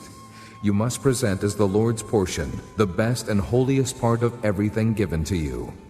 Say to the Levites, When you present the best part, it will be reckoned to you as the product of the threshing floor or the winepress. You and your households may eat the rest of it anywhere, for it is your wages for your work at the tent of meeting. By presenting the best part of it, you will not be guilty in this matter.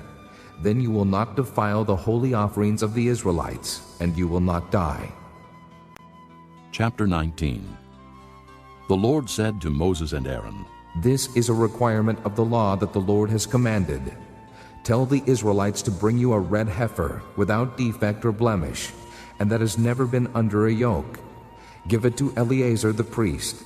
It is to be taken outside the camp and slaughtered in his presence. Then Eleazar the priest is to take some of its blood on his finger and sprinkle it 7 times toward the front of the tent of meeting. While he watches, the heifer is to be burned, its hide, flesh, blood, and offal. The priest is to take some cedar wood, hyssop, and scarlet wool, and throw them onto the burning heifer. After that, the priest must wash his clothes and bathe himself with water. He may then come into the camp, but he will be ceremonially unclean till evening.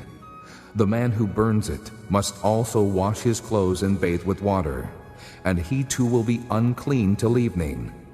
A man who is clean shall gather up the ashes of the heifer and put them in a ceremonially clean place outside the camp. They shall be kept by the Israelite community for use in the water of cleansing. It is for purification from sin. The man who gathers up the ashes of the heifer must also wash his clothes, and he too will be unclean till evening. This will be a lasting ordinance, both for the Israelites and for the aliens living among them. Whoever touches the dead body of anyone will be unclean for 7 days. He must purify himself with the water on the 3rd day and on the 7th day. Then he will be clean. But if he does not purify himself on the 3rd and 7th days, he will not be clean. Whoever touches the dead body of anyone and fails to purify himself defiles the Lord's tabernacle. That person must be cut off from Israel. Because the water of cleansing has not been sprinkled on him, he is unclean. His uncleanness remains on him. This is the law that applies when a person dies in a tent. Anyone who enters the tent, and anyone who is in it will be unclean for 7 days. And every open container without a lid fastened on it will be unclean. Anyone out in the open who touches someone who has been killed with a sword, or someone who has died a natural death, or anyone who touches a human bone or a grave, will be unclean for 7 days. For the unclean person, put some ashes from the burnt purification offering into a jar, and pour fresh water over them. Then a man who is ceremonially clean is to take some hyssop, dip it in the water, and sprinkle the tent and all the furnishings and the people who were there. He must also sprinkle anyone who has touched a human bone or a grave, or someone who has been killed, or someone who has died a natural death. The man who is clean is to sprinkle the unclean person on the 3rd and 7th days, and on the 7th day he is to purify him. The person being cleansed must wash his clothes and bathe with water, and that evening he will be clean. But if a person who is unclean does not purify himself, he must be cut off from the community, because he has defiled the sanctuary of the Lord. The water of cleansing has not been sprinkled on him, and he is unclean. This is a lasting ordinance for them. The man who sprinkles the water of cleansing must also wash his clothes, and anyone who touches the water of cleansing will be unclean till evening. Anything that an unclean person touches becomes unclean, and anyone who touches it becomes unclean till evening. Chapter 20. In the 1st month, the whole Israelite community arrived at the desert of Zin, and they stayed at Kadesh. There Miriam died and was buried. Now there was no water for the community, and the people gathered in opposition to Moses and Aaron. They quarreled with Moses and said, "If only we had died when our brothers fell dead before the Lord. Why did you bring the Lord's community into this desert, that we and our livestock should die here? Why did you bring us up out of Egypt to this terrible place? It has no grain or figs, grapevines or pomegranates, and there is no water to drink." Moses and Aaron went from the assembly to the entrance to the tent of meeting and fell face down, and the glory of the Lord appeared to them.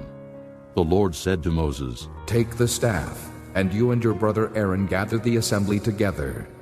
Speak to that rock before their eyes, and it will pour out its water. You will bring water out of the rock for the community, so they and their livestock can drink."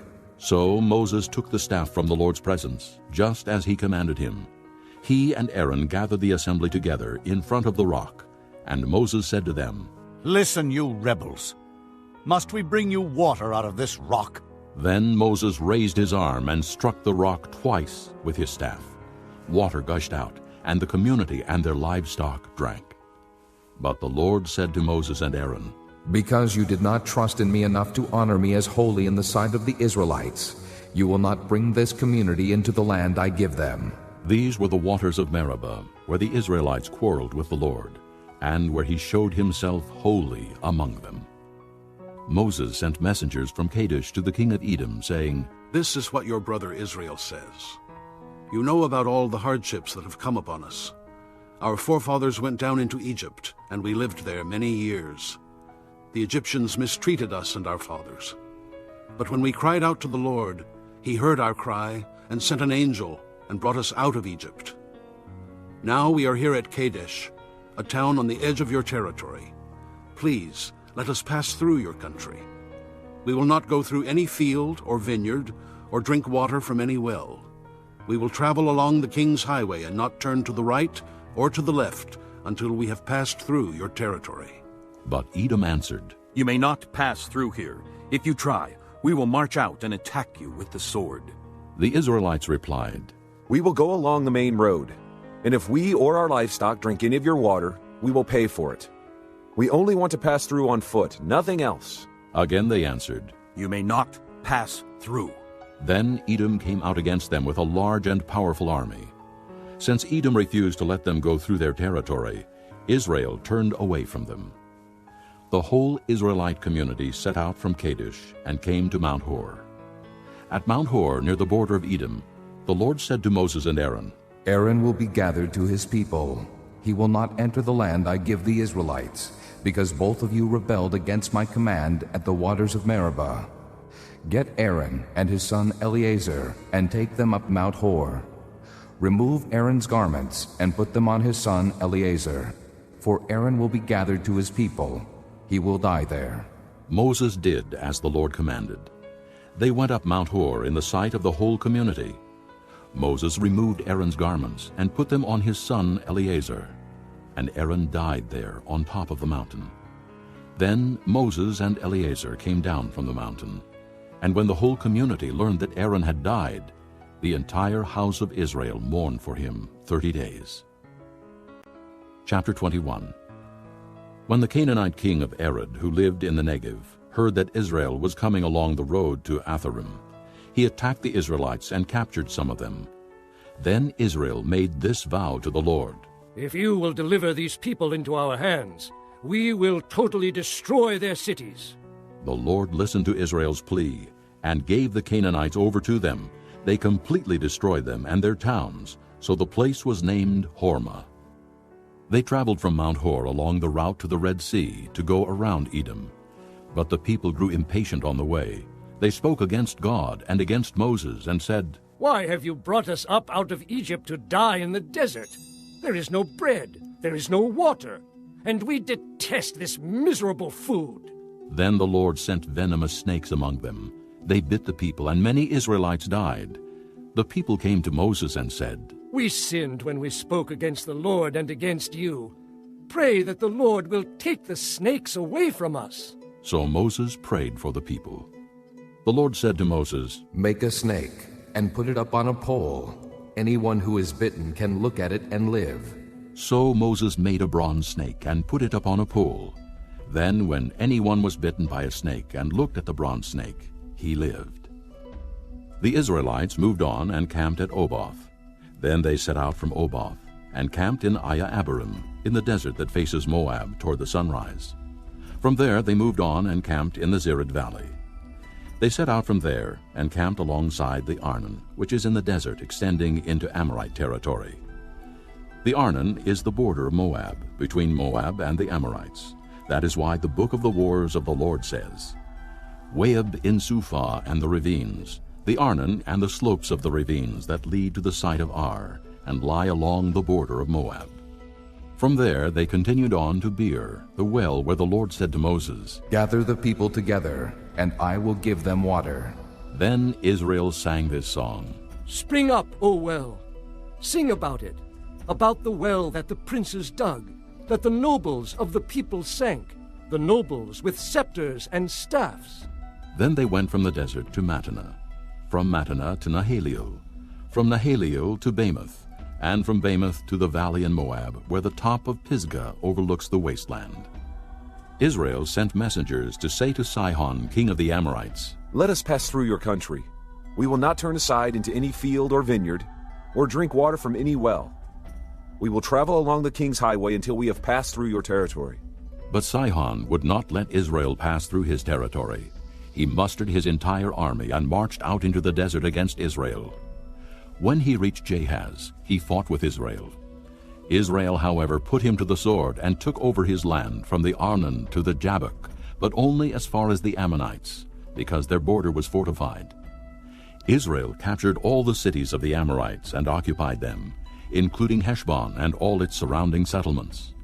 Heshbon was the city of Sihon, king of the Amorites, who had fought against the former king of Moab and had taken from him all his land as far as the Arnon.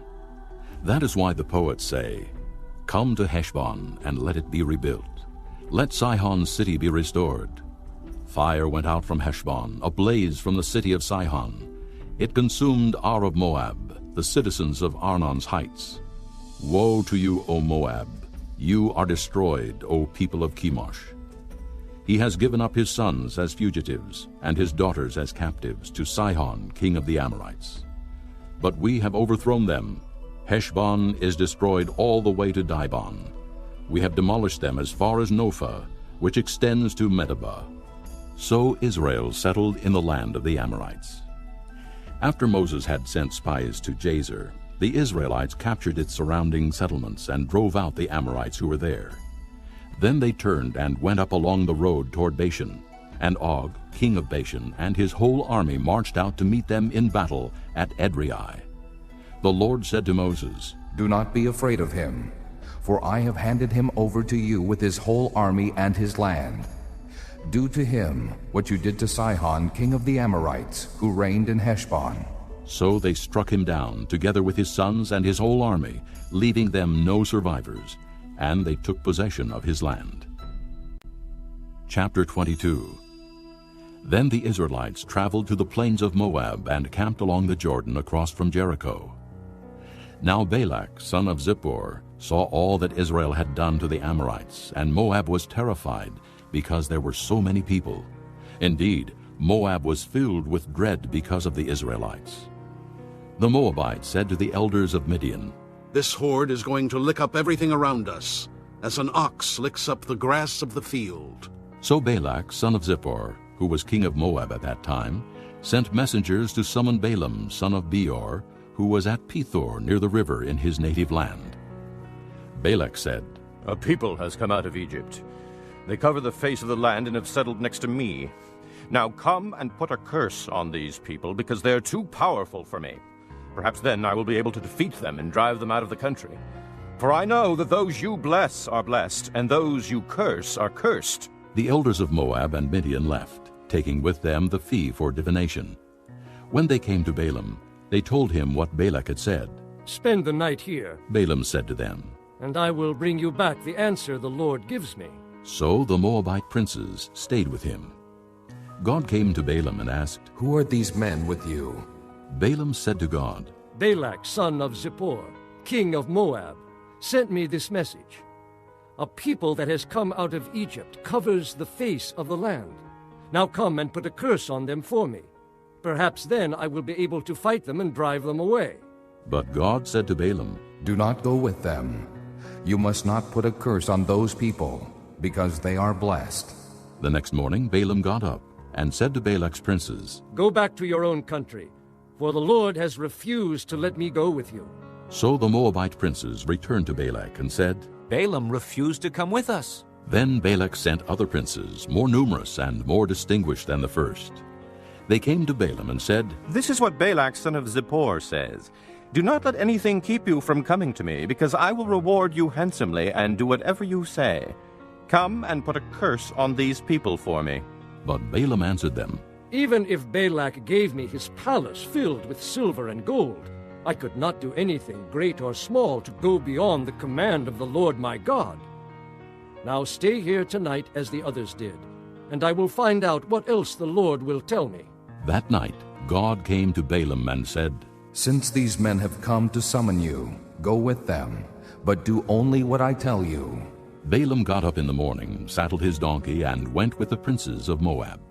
But God was very angry when he went, and the angel of the Lord stood in the road to oppose him. Balaam was riding on his donkey, and his 2 servants were with him. When the donkey saw the angel of the Lord standing in the road with a drawn sword in his hand, she turned off the road into a field. Balaam beat her to get her back on the road. Then the angel of the Lord stood in a narrow path between 2 vineyards, with walls on both sides. When the donkey saw the angel of the Lord, she pressed close to the wall, crushing Balaam's foot against it, so he beat her again.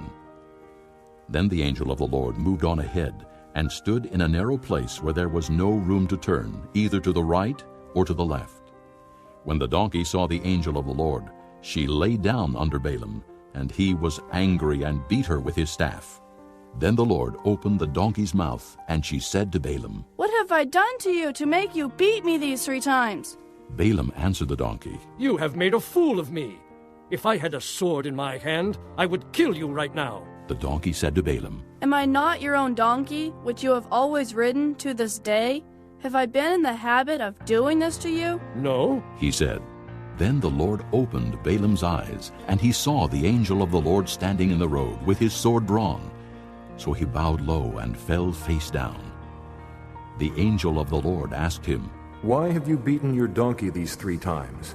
I have come here to oppose you, because your path is a reckless one before me. The donkey saw me and turned away from me these 3 times. If she had not turned away, I would certainly have killed you by now, but I would have spared her." Balaam said to the angel of the Lord, I have sinned. I did not realize you were standing in the road to oppose me. Now, if you are displeased, I will go back. The angel of the Lord said to Balaam, Go with the men, but speak only what I tell you. So Balaam went with the princes of Balak. When Balak heard that Balaam was coming, he went out to meet him at the Moabite town on the Arnon border, at the edge of his territory. Balak said to Balaam, Did I not send you an urgent summons? Why didn't you come to me? Am I really not able to reward you? Well, I have come to you now. Balaam replied, But can I say just anything? I must speak only what God puts in my mouth. Then Balaam went with Balak to Kiriath-Huzoth. Balak sacrificed cattle and sheep, and gave some to Balaam and the princes who were with him. The next morning Balak took Balaam up to Bamoth-Beul, and from there he saw part of the people. Chapter 23. Balaam said, Build me 7 altars here, and prepare 7 bulls and 7 rams for me. Balak did as Balaam said, and the 2 of them offered a bull and a ram on each altar. Then Balaam said to Balak, Stay here beside your offering while I go aside. Perhaps the Lord will come to meet with me. Whatever he reveals to me, I will tell you. Then he went off to a barren height. God met with him, and Balaam said, I have prepared 7 altars, and on each altar I have offered a bull and a ram. The Lord put a message in Balaam's mouth and said, Go back to Balak and give him this message. So he went back to him and found him standing beside his offering with all the princes of Moab. Then Balaam uttered his oracle. Balak brought me from Aram, the king of Moab from the eastern mountains. Come, he said, curse Jacob for me. Come, denounce Israel. How can I curse those whom God has not cursed? How can I denounce those whom the Lord has not denounced? From the rocky peaks I see them. From the heights I view them. I see a people who live apart and do not consider themselves one of the nations. Who can count the dust of Jacob or number the 4th part of Israel? Let me die the death of the righteous, and may my end be like theirs. Balak said to Balaam, What have you done to me? I brought you to curse my enemies, but you have done nothing but bless them. He answered, Must I not speak what the Lord puts in my mouth? Then Balak said to him, Come with me to another place where you can see them. You will see only a part, but not all of them. And from there, curse them for me. So he took him to the field of Zophim on the top of Pisgah, and there he built 7 altars, and offered a bull and a ram on each altar. Balaam said to Balak, Stay here beside your offering, while I meet with him over there. The Lord met with Balaam, and put a message in his mouth, and said, Go back to Balak, and give him this message. So he went to him, and found him standing beside his offering with the princes of Moab. Balak asked him, What did the Lord say? Then he uttered his oracle. Arise, Balak, and listen. Hear me, son of Zippor. God is not a man that he should lie, nor a son of man that he should change his mind. Does he speak and then not act? Does he promise and not fulfill? I have received a command to bless. He has blessed, and I cannot change it. No misfortune is seen in Jacob, no misery observed in Israel. The Lord their God is with them. The shout of the king is among them. God brought them out of Egypt. They have the strength of a wild ox. There is no sorcery against Jacob, no divination against Israel. It will now be said of Jacob and of Israel, See what God has done. The people rise like a lioness. They rouse themselves like a lion that does not rest till he devours his prey and drinks the blood of his victims. Then Balak said to Balaam, Neither curse them at all, nor bless them at all. Balaam answered, Did I not tell you I must do whatever the Lord says? Then Balak said to Balaam, Come, let me take you to another place. Perhaps it will please God to let you curse them for me from there. And Balak took Balaam to the top of Peor, overlooking the wasteland. Balaam said, Build me 7 altars here, and prepare 7 bulls and 7 rams for me. Balak did as Balaam had said, and offered a bull and a ram on each altar. Chapter 24. Now when Balaam saw that it pleased the Lord to bless Israel, he did not resort to sorcery as at other times, but turned his face toward the desert. When Balaam looked out and saw Israel encamped tribe by tribe, the Spirit of God came upon him, and he uttered his oracle. The oracle of Balaam, son of Beor, the oracle of one whose eye sees clearly, the oracle of one who hears the words of God, who sees a vision from the Almighty, who falls prostrate, and whose eyes are opened. How beautiful are your tents, O Jacob, your dwelling places, O Israel! Like valleys they spread out, like gardens beside a river, like aloes planted by the Lord, like cedars beside the waters. Water will flow from their buckets. Their seed will have abundant water. Their king will be greater than Agag. Their kingdom will be exalted. God brought them out of Egypt. They have the strength of a wild ox. They devour hostile nations and break their bones in pieces. With their arrows they pierce them. Like a lion they crouch and lie down. Like a lioness, who dares to rouse them? May those who bless you be blessed, and those who curse you be cursed. Then Balak's anger burned against Balaam. He struck his hands together and said to him, I summoned you to curse my enemies, but you have blessed them these 3 times. Now leave at once and go home. I said I would reward you handsomely, but the Lord has kept you from being rewarded. Balaam answered Balak, Did I not tell the messengers you sent me? Even if Balak gave me his palace filled with silver and gold, I could not do anything of my own accord, good or bad, to go beyond the command of the Lord. And I must say only what the Lord says. Now I am going back to my people. But come, let me warn you of what this people will do to your people in days to come. Then he uttered his oracle. The oracle of Balaam, son of Beor, the oracle of one whose eye sees clearly, the oracle of one who hears the words of God, who has knowledge from the Most High, who sees a vision from the Almighty, who falls prostrate, and whose eyes are opened. I see him, but not now. I behold him, but not near. A star will come out of Jacob. A scepter will rise out of Israel. He will crush the foreheads of Moab, the skulls of all the sons of Sheth. Edom will be conquered. Seir, his enemy, will be conquered, but Israel will grow strong. A ruler will come out of Jacob and destroy the survivors of the city. Then Balaam saw Amalek and uttered his oracle. Amalek was first among the nations, but he will come to ruin at last. Then he saw the Kenites and uttered his oracle. Your dwelling place is secure. Your nest is set in a rock. Yet you Kenites will be destroyed when Asher takes you captive. Then he uttered his oracle. Ah, who can live when God does this? Ships will come from the shores of Kittim. They will subdue Asher and Eber, but they too will come to ruin. Then Balaam got up and returned home, and Balak went his own way. This concludes Disc 9. Chapter 25. While Israel was staying in Shittim, the men began to indulge in sexual immorality with Moabite women, who invited them to the sacrifices to their gods. The people ate and bowed down before these gods. So Israel joined in worshiping the Baal of Peor, and the Lord's anger burned against them. The Lord said to Moses, Take all the leaders of these people, kill them, and expose them in broad daylight before the Lord, so that the Lord's fierce anger may turn away from Israel.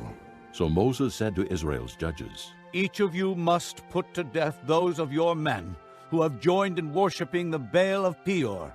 Then an Israelite man brought to his family a Midianite woman, right before the eyes of Moses and the whole assembly of Israel, while they were weeping at the entrance to the tent of meeting.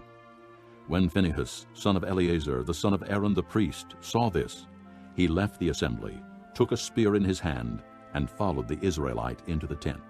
He drove the spear through both of them, through the Israelite and into the woman's body.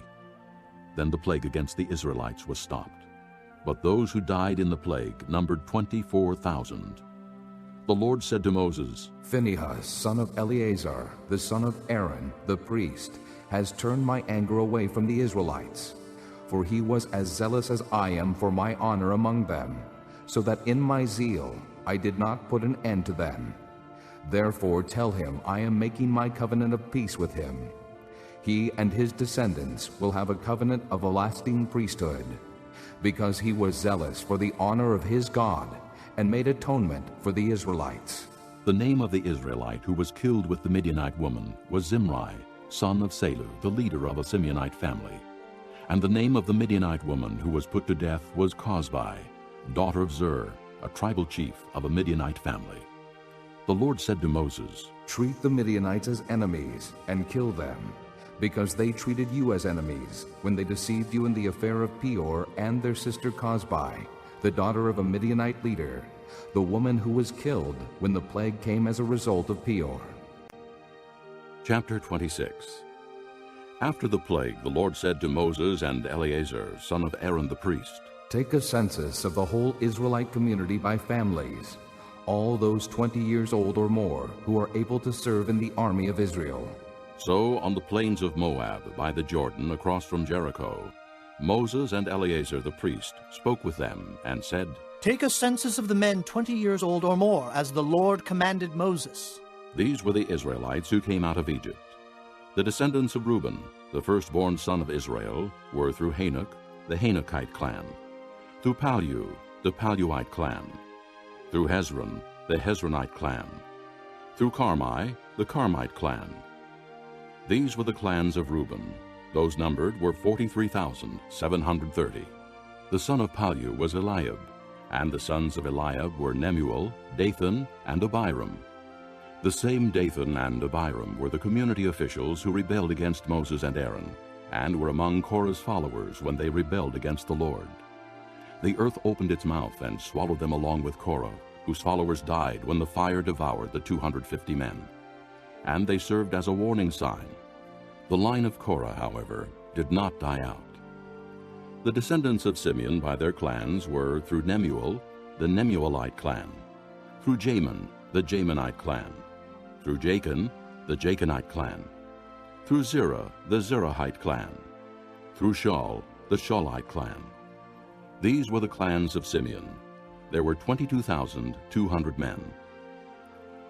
The descendants of Gad by their clans were through Zephon, the Zephonite clan, through Haggi, the Haggite clan, through Shunai, the Shunite clan, through Ozni, the Oznite clan, through Eri, the Erite clan, through Eridai, the Eridite clan, through Areli, the Arelite clan. These were the clans of Gad. Those numbered were 40,500. And Onan were sons of Judah, but they died in Canaan.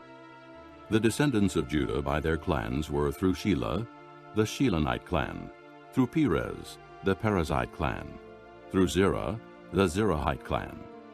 The descendants of Perez were through Hezron, the Hezronite clan, through Hamul, the Hamelite clan. These were the clans of Judah. Those numbered were 76,500. The descendants of Issachar by their clans were through Tola, the Tolaite clan, through Pua, the Puite clan, through Jashub, the Jashabite clan, through Shimron, the Shimronite clan. These were the clans of Issachar. Those numbered were 64,300. The descendants of Zebulun by their clans were through Sirid, the Siridite clan, through Elon, the Elonite clan, through Jaleel, the Jaleelite clan. These were the clans of Zebulun. Those numbered were 60,500. The descendants of Joseph by their clans through Manasseh and Ephraim were the descendants of Manasseh, through Machir, the Machirite clan. Machir was the father of Gilead, through Gilead, the Gileadite clan. These were the descendants of Gilead, through Iezer, the Iezerite clan, through Helek, the Helekite clan, through Asriel, the Asrielite clan, through Shechem, the Shechemite clan, through Shemida, the Shemidaite clan, through Hepher, the Hepherite clan.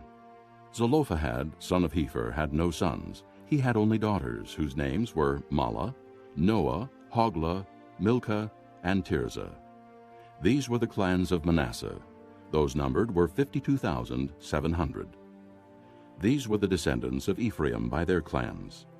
Through Shuthelah, the Shuthelahite clan. Through Becher, the Becherite clan. Through Tahan, the Tahanite clan.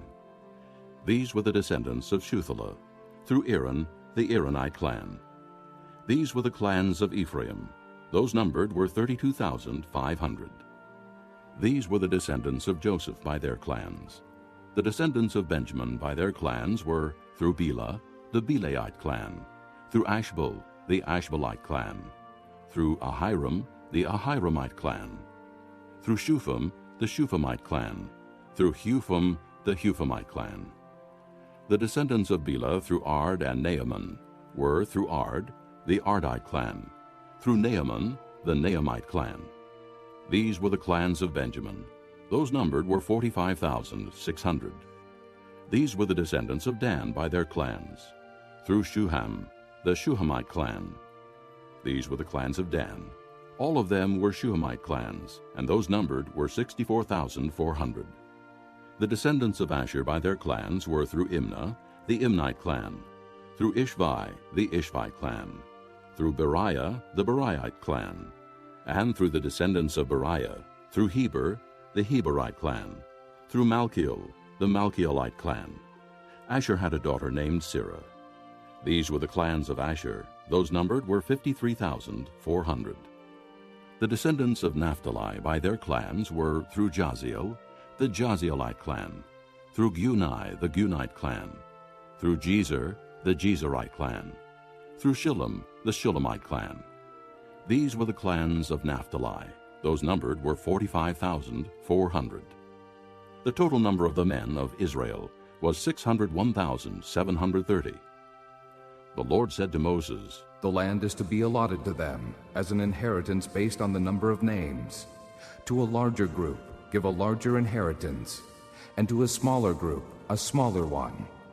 Each is to receive its inheritance according to the number of those listed. Be sure that the land is distributed by lot. What each group inherits will be according to the names for its ancestral tribe. Each inheritance is to be distributed by lot among the larger and smaller groups." These were the Levites who were counted by their clans. Through Gershon, the Gershonite clan. Through Kohath, the Kohathite clan. Through Merari, the Merarite clan. These also were Levite clans, the Libnite clan, the Hebronite clan, the Malite clan, the Mushite clan, the Korahite clan. Kohath was the forefather of Amram. The name of Amram's wife was Jochebed, a descendant of Levi, who was born to the Levites in Egypt. To Amram she bore Aaron, Moses, and their sister Miriam. Aaron was the father of Nadab and Abihu, Eleazar and Ithamar. But Nadab and Abihu died when they made an offering before the Lord with unauthorized fire. All the male Levites a month old or more numbered 23,000. They were not counted along with the other Israelites because they received no inheritance among them. These are the ones counted by Moses and Eleazar the priest when they counted the Israelites on the plains of Moab by the Jordan across from Jericho. Not one of them was among those counted by Moses and Aaron the priest when they counted the Israelites in the desert of Sinai. For the Lord had told those Israelites they would surely die in the desert, and not one of them was left, except Caleb, son of Jephunneh, and Joshua, son of Nun. Chapter 27. The daughters of Zelophehad, son of Hepher, the son of Gilead, the son of Machir, the son of Manasseh, belonged to the clans of Manasseh, son of Joseph. The names of the daughters were Mahlah, Noah, Hoglah, Milcah, and Tirzah. They approached the entrance to the tent of meeting and stood before Moses, Eleazar the priest, the leaders, and the whole assembly, and said, "Our father died in the desert. He was not among Korah's followers who banded together against the Lord, but he died for his own sin and left no sons. Why should our father's name disappear from his clan because he had no son? Give us property among our father's relatives." So Moses brought their case before the Lord, and the Lord said to him, "What Zelophehad's daughters are saying is right. You must certainly give them property as an inheritance among their father's relatives, and turn their father's inheritance over to them. Say to the Israelites, if a man dies and leaves no son, turn his inheritance over to his daughter. If he has no daughter, give his inheritance to his brothers. If he has no brothers, give his inheritance to his father's brothers. If his father had no brothers, give his inheritance to the nearest relative in his clan, that he may possess it. This is to be a legal requirement for the Israelites, as the Lord commanded Moses. Then the Lord said to Moses, Go up this mountain in the Abiram range, and see the land I have given the Israelites. After you have seen it, you too will be gathered to your people as your brother Aaron was. For when the community rebelled at the waters in the desert of Zin, both of you disobeyed my command to honor me as holy before their eyes. These were the waters of Meribah Kadesh in the desert of Zin. Moses said to the Lord, May the Lord, the God of the spirits of all mankind, appoint a man over this community to go out and come in before them, one who will lead them out and bring them in, so the Lord's people will not be like sheep without a shepherd. So the Lord said to Moses, Take Joshua, son of Nun, a man in whom is the Spirit, and lay your hand on him. Have him stand before Eleazar the priest and the entire assembly, and commission him in their presence. Give him some of your authority, so the whole Israelite community will obey him. He is to stand before Eleazar the priest, who will obtain decisions for him by inquiring of the Urim before the Lord. At his command, he and the entire community of the Israelites will go out, and at his command they will come in. Moses did as the Lord commanded him. He took Joshua and had him stand before Eleazar the priest and the whole assembly. Then he laid his hands on him and commissioned him as the Lord instructed through Moses. Chapter 28. The Lord said to Moses, Give this command to the Israelites, and say to them, See that you present to me at the appointed time the food for my offerings made by fire, as an aroma pleasing to me. Say to them, This is the offering made by fire that you are to present to the Lord, 2 lambs, a year old without defect, as a regular burnt offering each day. Prepare 1 lamb in the morning, and the other at twilight, together with a grain offering of 1/10 of an ephah of fine flour mixed with 1/4 of a hin of oil from pressed olives.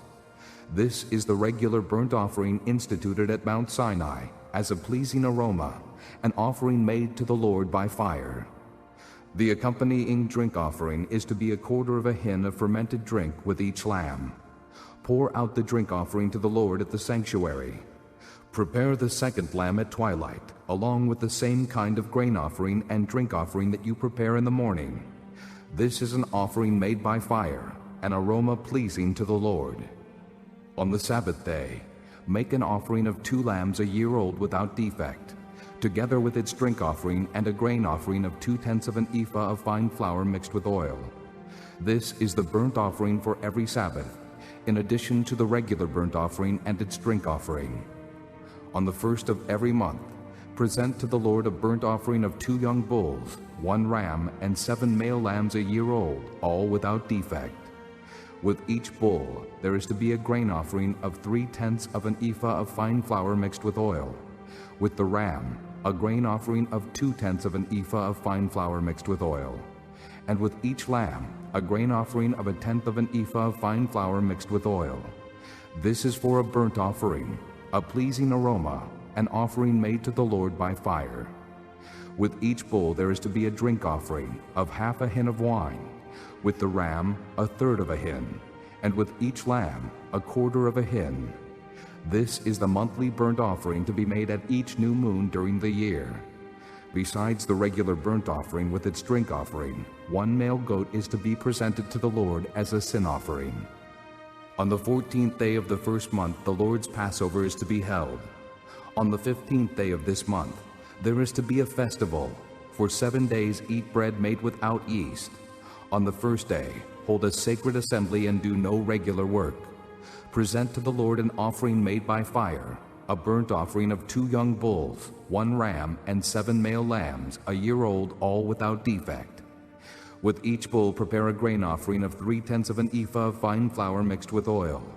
With the ram, 2/10, and with each of the 7 lambs 1/10. Include 1 male goat as a sin offering to make atonement for you. Prepare these in addition to the regular morning burnt offering. In this way, prepare the food for the offering made by fire every day for 7 days, as an aroma pleasing to the Lord. It is to be prepared in addition to the regular burnt offering and its drink offering. On the 7th day, hold a sacred assembly and do no regular work. On the day of first fruits, when you present to the Lord an offering of new grain during the Feast of Weeks, hold a sacred assembly and do no regular work. Present a burnt offering of 2 young bulls, 1 ram, and 7 male lambs a year old, as an aroma pleasing to the Lord. With each bull, there is to be a grain offering of 3/10 of an ephah of fine flour mixed with oil. With the ram, 2/10, and with each of the 7 lambs, 1/10. Include 1 male goat to make atonement for you. Prepare these together with their drink offerings, in addition to the regular burnt offering and its grain offering. Be sure the animals are without defect. Chapter 29. On the first day of the 7th month, hold a sacred assembly and do no regular work. It is a day for you to sound the trumpets. As an aroma pleasing to the Lord, prepare a burnt offering of 1 young bull, 1 ram, and 7 male lambs a year old, all without defect. With the bull, prepare a grain offering of 3/10 of an ephah of fine flour mixed with oil. With the ram, 2/10, and with each of the 7 lambs, 1/10. Include 1 male goat as a sin offering to make atonement for you. These are in addition to the monthly and daily burnt offerings with their grain offerings and drink offerings as specified. They are offerings made to the Lord by fire, a pleasing aroma. On the 10th day of this 7th month, hold a sacred assembly. You must deny yourselves and do no work. Present as an aroma pleasing to the Lord a burnt offering of 1 young bull, 1 ram, and 7 male lambs a year old, all without defect. With the bull, prepare a grain offering of 3/10 of an ephah of fine flour mixed with oil. With the ram, 2/10, and with each of the 7 lambs, 1/10. Include 1 male goat as a sin offering, in addition to the sin offering for atonement and the regular burnt offering with its grain offering and their drink offerings. On the 15th day of the 7th month, hold a sacred assembly and do no regular work. Celebrate a festival to the Lord for 7 days. Present an offering made by fire as an aroma pleasing to the Lord, a burnt offering of 13 young bulls, 2 rams, and 14 male lambs a year old, all without defect. With each of the 13 bulls, prepare a grain offering of 3/10 of an ephah of fine flour mixed with oil. With each of the 2 rams, 2/10, and with each of the 14 lambs, 1/10. Include 1 male goat as a sin offering in addition to the regular burnt offering with its grain offering and drink offering. On the 2nd day, prepare 12 young bulls, 2 rams, and 14 male lambs a year old, all without defect. With the bulls, rams, and lambs, prepare their grain offerings and drink offerings according to the number specified. Include 1 male goat as a sin offering in addition to the regular burnt offering with its grain offering and their drink offerings. On the 3rd day, prepare 11 bulls, 2 rams, and 14 male lambs a year old, all without defect. With the bulls, rams, and lambs, prepare their grain offerings and drink offerings according to the number specified. Include 1 male goat as a sin offering in addition to the regular burnt offering with its grain offering and drink offering. On the 4th day, prepare 10 bulls, 2 rams, and 14 male lambs a year old, all without defect. With the bulls, rams, and lambs, prepare their grain offerings and drink offerings according to the number specified.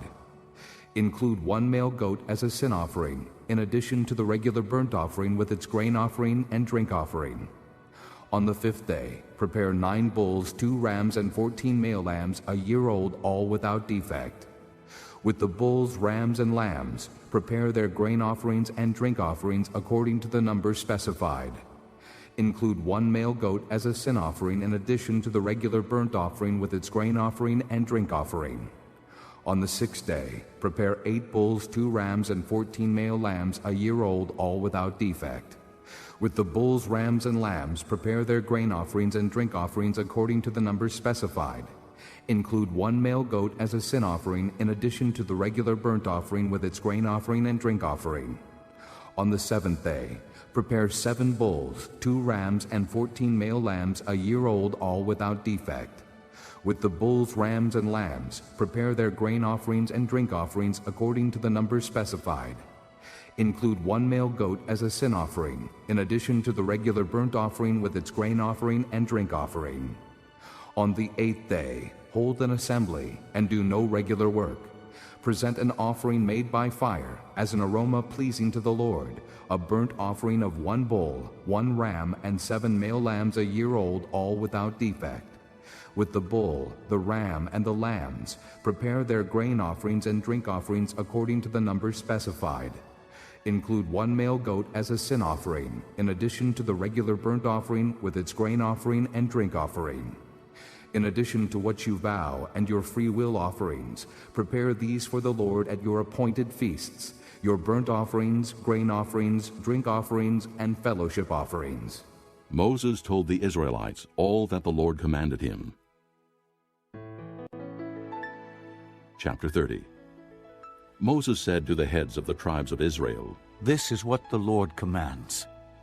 When a man makes a vow to the Lord or takes an oath to obligate himself by a pledge, he must not break his word, but must do everything he said. When a young woman still living in her father's house makes a vow to the Lord or obligates herself by a pledge, and her father hears about her vow or pledge, but says nothing to her, then all her vows and every pledge by which she obligated herself will stand. But if her father forbids her when he hears about it, none of her vows or the pledges by which she obligated herself will stand. The Lord will release her because her father has forbidden her. If she marries after she makes a vow, or after her lips utter a rash promise by which she obligates herself, and her husband hears about it but says nothing to her, then her vows or the pledges by which she obligated herself will stand. But if her husband forbids her when he hears about it, he nullifies the vow that obligates her, or the rash promise by which she obligates herself, and the Lord will release her. Any vow or obligation taken by a widow or divorced woman will be binding on her. If a woman living with her husband makes a vow or obligates herself by a pledge under oath, and her husband hears about it, but says nothing to her and does not forbid her, then all her vows or the pledges by which she obligated herself will stand. But if her husband nullifies them when he hears about them, then none of the vows or pledges that came from her lips will stand. Her husband has nullified them, and the Lord will release her. Her husband may confirm or nullify any vow she makes or any sworn pledge to deny herself. But if her husband says nothing to her about it from day to day, then he confirms all her vows or the pledges binding on her. He confirms them by saying nothing to her when he hears about them. If, however, he nullifies them sometime after he hears about them, then he is responsible for her guilt. These are the regulations the Lord gave Moses concerning relationships between a man and his wife, and between a father and his young daughter still living in his house. Chapter 31. The Lord said to Moses, "Take vengeance on the Midianites for the Israelites. After that, you will be gathered to your people." So Moses said to the people, "Arm some of your men to go to war against the Midianites, and to carry out the Lord's vengeance on them. Send into battle 1,000 men from each of the tribes of Israel." So 12,000 men armed for battle, 1,000 from each tribe, were supplied from the clans of Israel. Moses sent them into battle, 1,000 from each tribe, along with Phinehas, son of Eleazar the priest, who took with him articles from the sanctuary and the trumpets for signaling. They fought against Midian as the Lord commanded Moses, and killed every man. Among their victims were Evi, Rechem, Zur, Hur, and Reba, the 5 kings of Midian. They also killed Balaam, son of Beor, with the sword. The Israelites captured the Midianite women and children, and took all the Midianite herds, flocks, and goods as plunder. They burned all the towns where the Midianites had settled, as well as all their camps. They took all the plunder and spoils, including the people and animals, and brought the captive spoils and plunder to Moses and Eleazar the priest, and the Israelite assembly at their camp on the plains of Moab, by the Jordan across from Jericho. Moses, Eleazar the priest, and all the leaders of the community went to meet them outside the camp. Moses was angry with the officers of the army, the commanders of thousands and commanders of hundreds, who returned from the battle. Have you allowed all the women to live? He asked them. They were the ones who followed Balaam's advice, and were the means of turning the Israelites away from the Lord in what happened at Peor, so that a plague struck the Lord's people. Now kill all the boys, and kill every woman who has slept with a man, but save for yourselves every girl who has never slept with a man. All of you who have killed anyone or touched anyone who was killed must stay outside the camp 7 days. On the 3rd and 7th days, you must purify yourselves and your captives. Purify every garment as well as everything made of leather, goat hair, or wood. Then Eleazar the priest said to the soldiers who had gone into battle, This is the requirement of the law that the Lord gave Moses. Gold, silver, bronze, iron, tin, lead, and anything else that can withstand fire must be put through the fire, and then it will be clean. But it must also be purified with the water of cleansing, and whatever cannot withstand fire must be put through that water. On the 7th day wash your clothes, and you will be clean. Then you may come into the camp. The Lord said to Moses, You and Eleazar the priest and the family heads of the community are to count all the people and animals that were captured. Divide the spoils between the soldiers who took part in the battle and the rest of the community. From the soldiers who fought in the battle, set apart as tribute for the Lord 1 out of every 500, whether persons, cattle, donkeys, sheep, or goats. Take this tribute from their half share and give it to Eleazar the priest as the Lord's part. From the Israelites' half, select 1 out of every 50, whether persons, cattle, donkeys, sheep, goats, or other animals. Give them to the Levites, who are responsible for the care of the Lord's tabernacle. So Moses and Eleazar the priest did as the Lord commanded Moses. The plunder remaining from the spoils that the soldiers took was 675,000 sheep, 72,000 cattle, 61,000 donkeys, and 32,000 women who had never slept with a man. The half share of those who fought in the battle was 337,500 sheep, of which the tribute for the Lord was 675, 36,000 cattle, of which the tribute for the Lord was 72, 30,500 donkeys, of which the tribute for the Lord was 61, 16,000 people, of which the tribute for the Lord was 32. Moses gave the tribute to Eleazar the priest as the Lord's part, as the Lord commanded Moses. The half belonging to the Israelites, which Moses set apart from that of the fighting men, the community's half, was 337,500 sheep, 36,000 cattle, 30,500 donkeys, and 16,000 people. From the Israelites' half, Moses selected 1 out of every 50 persons and animals, as the Lord commanded him, and gave them to the Levites, who were responsible for the care of the Lord's tabernacle. Then the officers who were over the units of the army, the commanders of thousands and commanders of hundreds, went to Moses and said to him, Your servants have counted the soldiers under our command, and not one is missing. So we have brought as an offering to the Lord the gold articles each of us acquired: armlets, bracelets, signet rings, earrings, and necklaces, to make atonement for ourselves before the Lord. Moses and Eleazar the priest accepted from them the gold, all the crafted articles.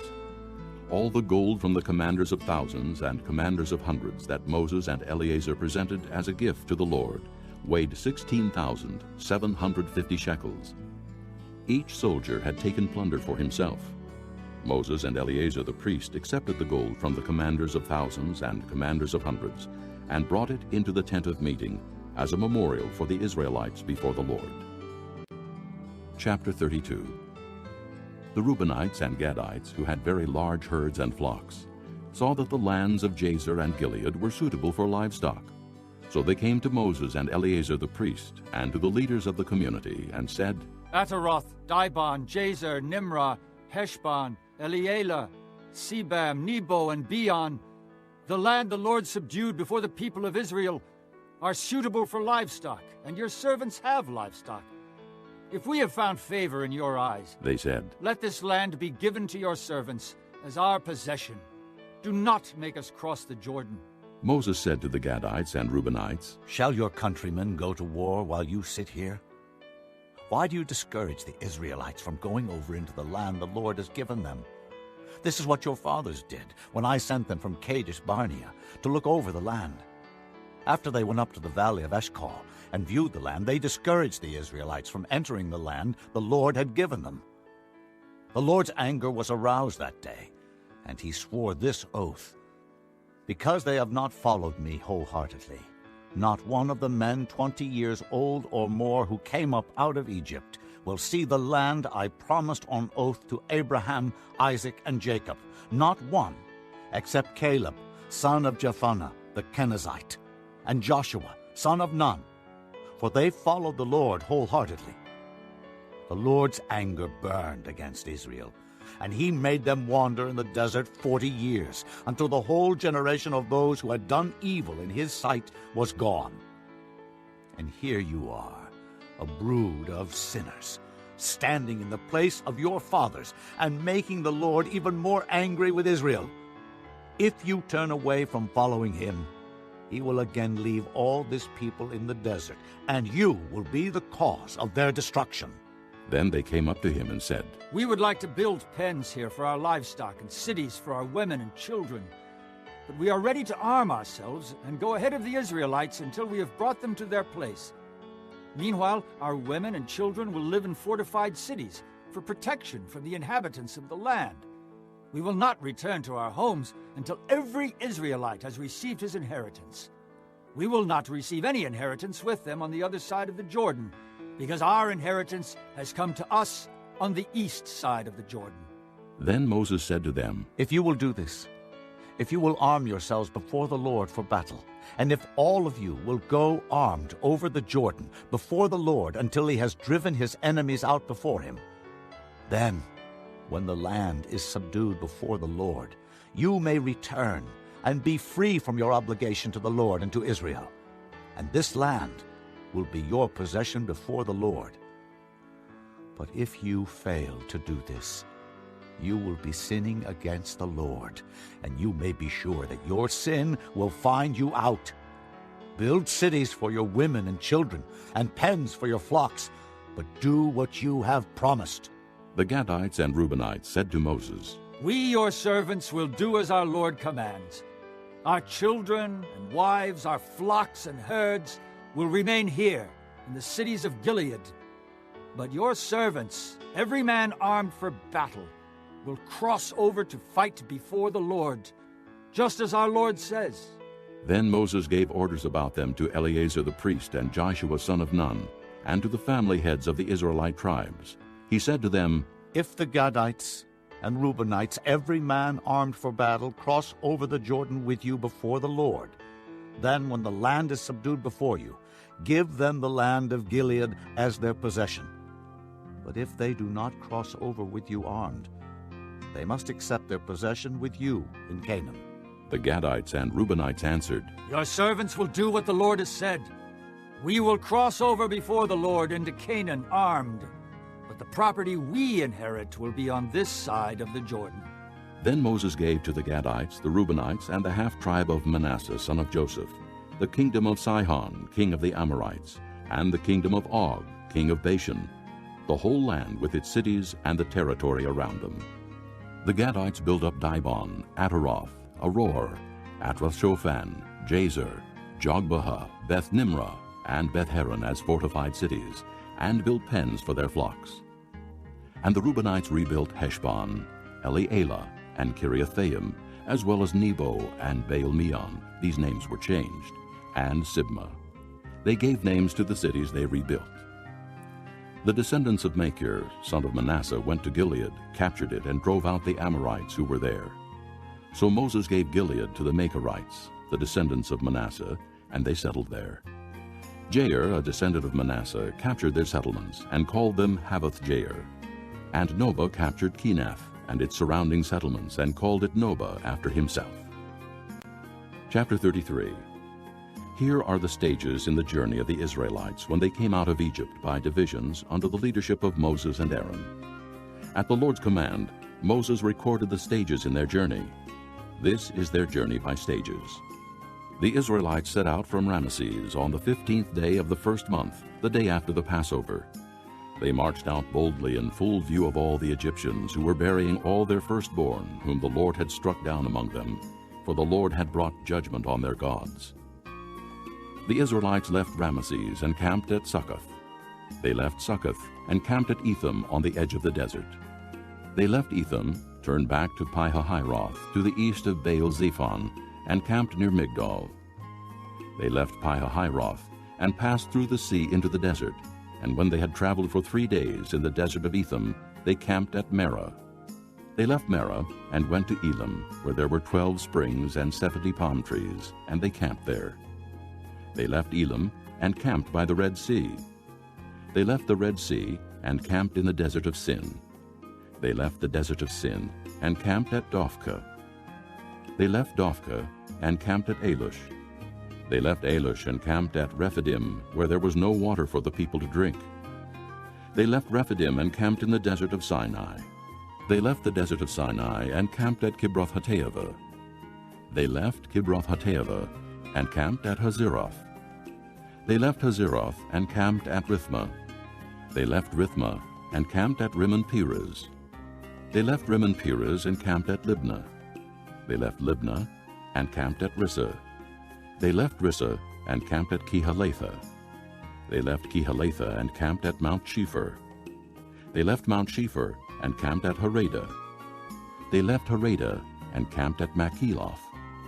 They left Makheloth and camped at Tahath. They left Tahath and camped at Terah. They left Terah and camped at Mithkah. They left Mithkah and camped at Hashmonah. They left Hashmonah and camped at Moseroth. They left Moseroth and camped at Beni-Jaakon. They left Beni-Jaakon and camped at Hor-Haggidgad. They left Hor-Haggidgad and camped at Jotbathah. They left Jotbathah and camped at Abrona. They left Abrona and camped at Ezion-Geber.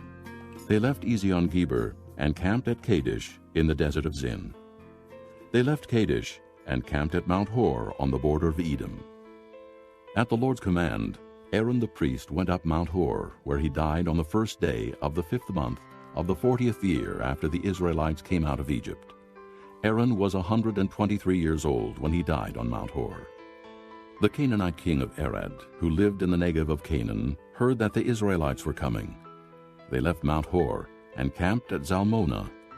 They left Zalmonah and camped at Punon. They left Punon and camped at Oboth. They left Oboth and camped at Aya-Abarim on the border of Moab. They left Ayim and camped at Dibon-Gad. They left Dibon-Gad and camped at Almon-Diblathaim. They left Almon-Diblathaim and camped in the mountains of Abarim near Nebo. They left the mountains of Abarim and camped on the plains of Moab by the Jordan across from Jericho. There on the plains of Moab they camped along the Jordan from Beth-Jeshemoth to Abel-Shittim. On the plains of Moab by the Jordan across from Jericho, the Lord said to Moses, "Speak to the Israelites and say to them, when you cross the Jordan into Canaan, drive out all the inhabitants of the land before you. Destroy all their carved images and their cast idols, and demolish all their high places. Take possession of the land and settle in it, for I have given you the land to possess. Distribute the land by lot, according to your clans. To a larger group give a larger inheritance, and to a smaller group a smaller one. Whatever falls to them by lot will be theirs. Distribute it according to your ancestral tribes. But if you do not drive out the inhabitants of the land, those you allow to remain will become barbs in your eyes and thorns in your sides. They will give you trouble in the land where you will live, and then I will do to you what I plan to do to them." Chapter 34. The Lord said to Moses, "Command the Israelites and say to them, when you enter Canaan, the land that will be allotted to you as an inheritance will have these boundaries. Your southern side will include some of the desert of Zin, along the border of Edom.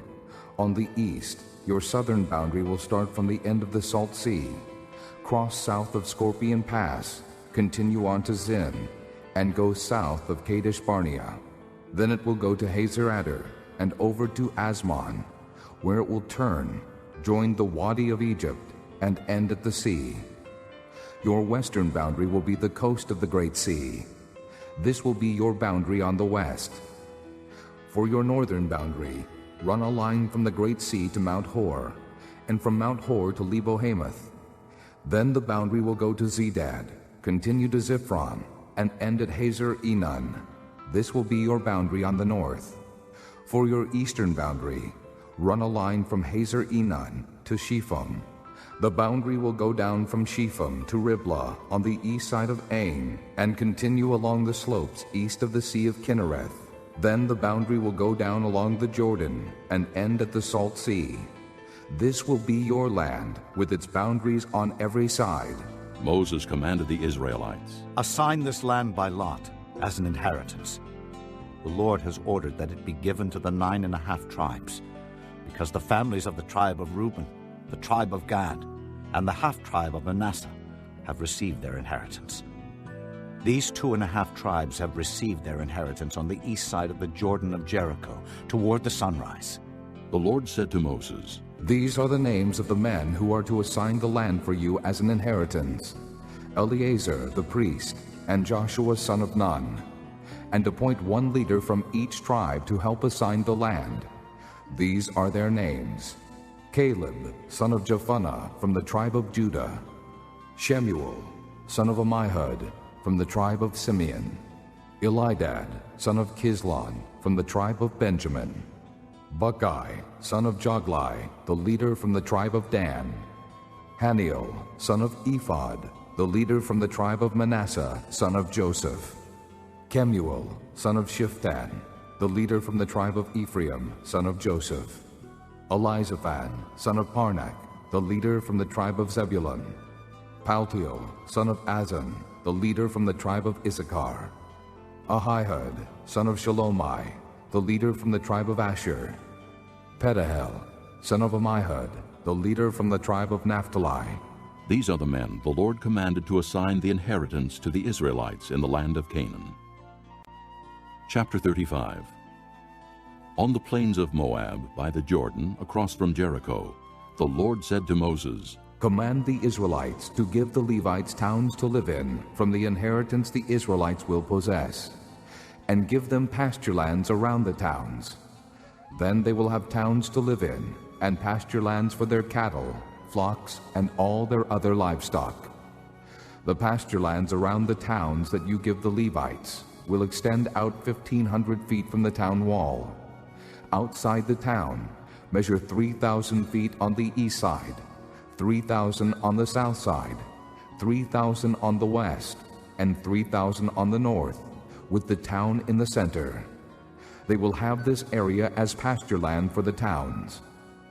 6 of the towns you give the Levites will be cities of refuge, to which a person who has killed someone may flee.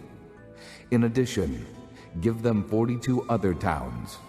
In all, you must give the Levites 48 towns, together with their pasture lands. The towns you give the Levites from the land the Israelites possess are to be given in proportion to the inheritance of each tribe. Take many towns from a tribe that has many, but few from one that has few." Then the Lord said to Moses, "Speak to the Israelites and say to them, when you cross the Jordan into Canaan, select some towns to be your cities of refuge, to which a person who has killed someone accidentally may flee. They will be places of refuge from the avenger, so that a person accused of murder may not die before he stands trial before the assembly. These 6 towns you give will be your cities of refuge. Give 3 on this side of the Jordan, and 3 in Canaan as cities of refuge. These 6 towns will be a place of refuge for Israelites, aliens, and any other people living among them, so that anyone who has killed another accidentally can flee there. If a man strikes someone with an iron object so that he dies, he is a murderer. The murderer shall be put to death. Or if anyone has a stone in his hand that could kill, and he strikes someone so that he dies, he is a murderer. the murderer shall be put to death. Or if anyone has a wooden object in his hand that could kill, and he hits someone so that he dies, he is a murderer. The murderer shall be put to death. The avenger of blood shall put the murderer to death. When he meets him, he shall put him to death. If anyone with malice aforethought shoves another or throws something at him intentionally so that he dies, or if in hostility he hits him with his fist so that he dies, that person shall be put to death. He is a murderer. The avenger of blood shall put the murderer to death when he meets him. But if without hostility someone suddenly shoves another or throws something at him unintentionally, or without seeing him drops a stone on him that could kill him, and he dies, then, since he was not his enemy, and he did not intend to harm him, the assembly must judge between him and the avenger of blood, according to these regulations. The assembly must protect the one accused of murder from the avenger of blood, and send him back to the city of refuge to which he fled. He must stay there until the death of the high priest, who was anointed with the holy oil. But if the accused ever goes outside the limits of the city of refuge to which he has fled, and the avenger of blood finds him outside the city, the avenger of blood may kill the accused without being guilty of murder. The accused must stay in his city of refuge until the death of the high priest. Only after the death of the high priest may he return to his own property. These are to be legal requirements for you throughout the generations to come, wherever you live. Anyone who kills a person is to be put to death as a murderer, only on the testimony of witnesses. But no one is to be put to death on the testimony of only one witness. Do not accept a ransom for the life of a murderer who deserves to die. He must surely be put to death. Do not accept a ransom for anyone who has fled to a city of refuge, and so allow him to go back and live on his own land before the death of the high priest. Do not pollute the land where you are. Bloodshed pollutes the land, and atonement cannot be made for the land on which blood has been shed, except by the blood of the one who shed it. Do not defile the land where you live and where I dwell, for I, the Lord, dwell among the Israelites. Chapter 36. The family heads of the clan of Gilead, son of Machir, the son of Manasseh, who were from the clans of the descendants of Joseph, came and spoke before Moses and the leaders, the heads of the Israelite families. They said, "When the Lord commanded my Lord to give the land as an inheritance to the Israelites by lot, he ordered you to give the inheritance of our brother Zelophehad to his daughters. Now, suppose they marry men from other Israelite tribes. Then their inheritance will be taken from our ancestral inheritance and added to that of the tribe they marry into. And so, part of the inheritance allotted to us will be taken away. When the year of Jubilee for the Israelites comes, their inheritance will be added to that of the tribe into which they marry, and their property will be taken from the tribal inheritance of our forefathers." Then at the Lord's command, Moses gave this order to the Israelites. What the tribe of the descendants of Joseph is saying is right. This is what the Lord commands for Zelophehad's daughters. They may marry anyone they please, as long as they marry within the tribal clan of their father. No inheritance in Israel is to pass from tribe to tribe, for every Israelite shall keep the tribal land inherited from his forefathers. Every daughter who inherits land in any Israelite tribe must marry someone in her father's tribal clan, so that every Israelite will possess the inheritance of his fathers. No inheritance may pass from tribe to tribe, for each Israelite tribe is to keep the land it inherits. So Zelophehad's daughters did as the Lord commanded Moses. Zelophehad's daughters, Mahlah, Tirzah, Hoglah, Milcah, and Noah, married their cousins on their father's side. They married within the clans of the descendants of Manasseh, son of Joseph, and their inheritance remained in their father's clan and tribe. These are the commands and regulations the Lord gave through Moses to the Israelites on the plains of Moab by the Jordan, across from Jericho.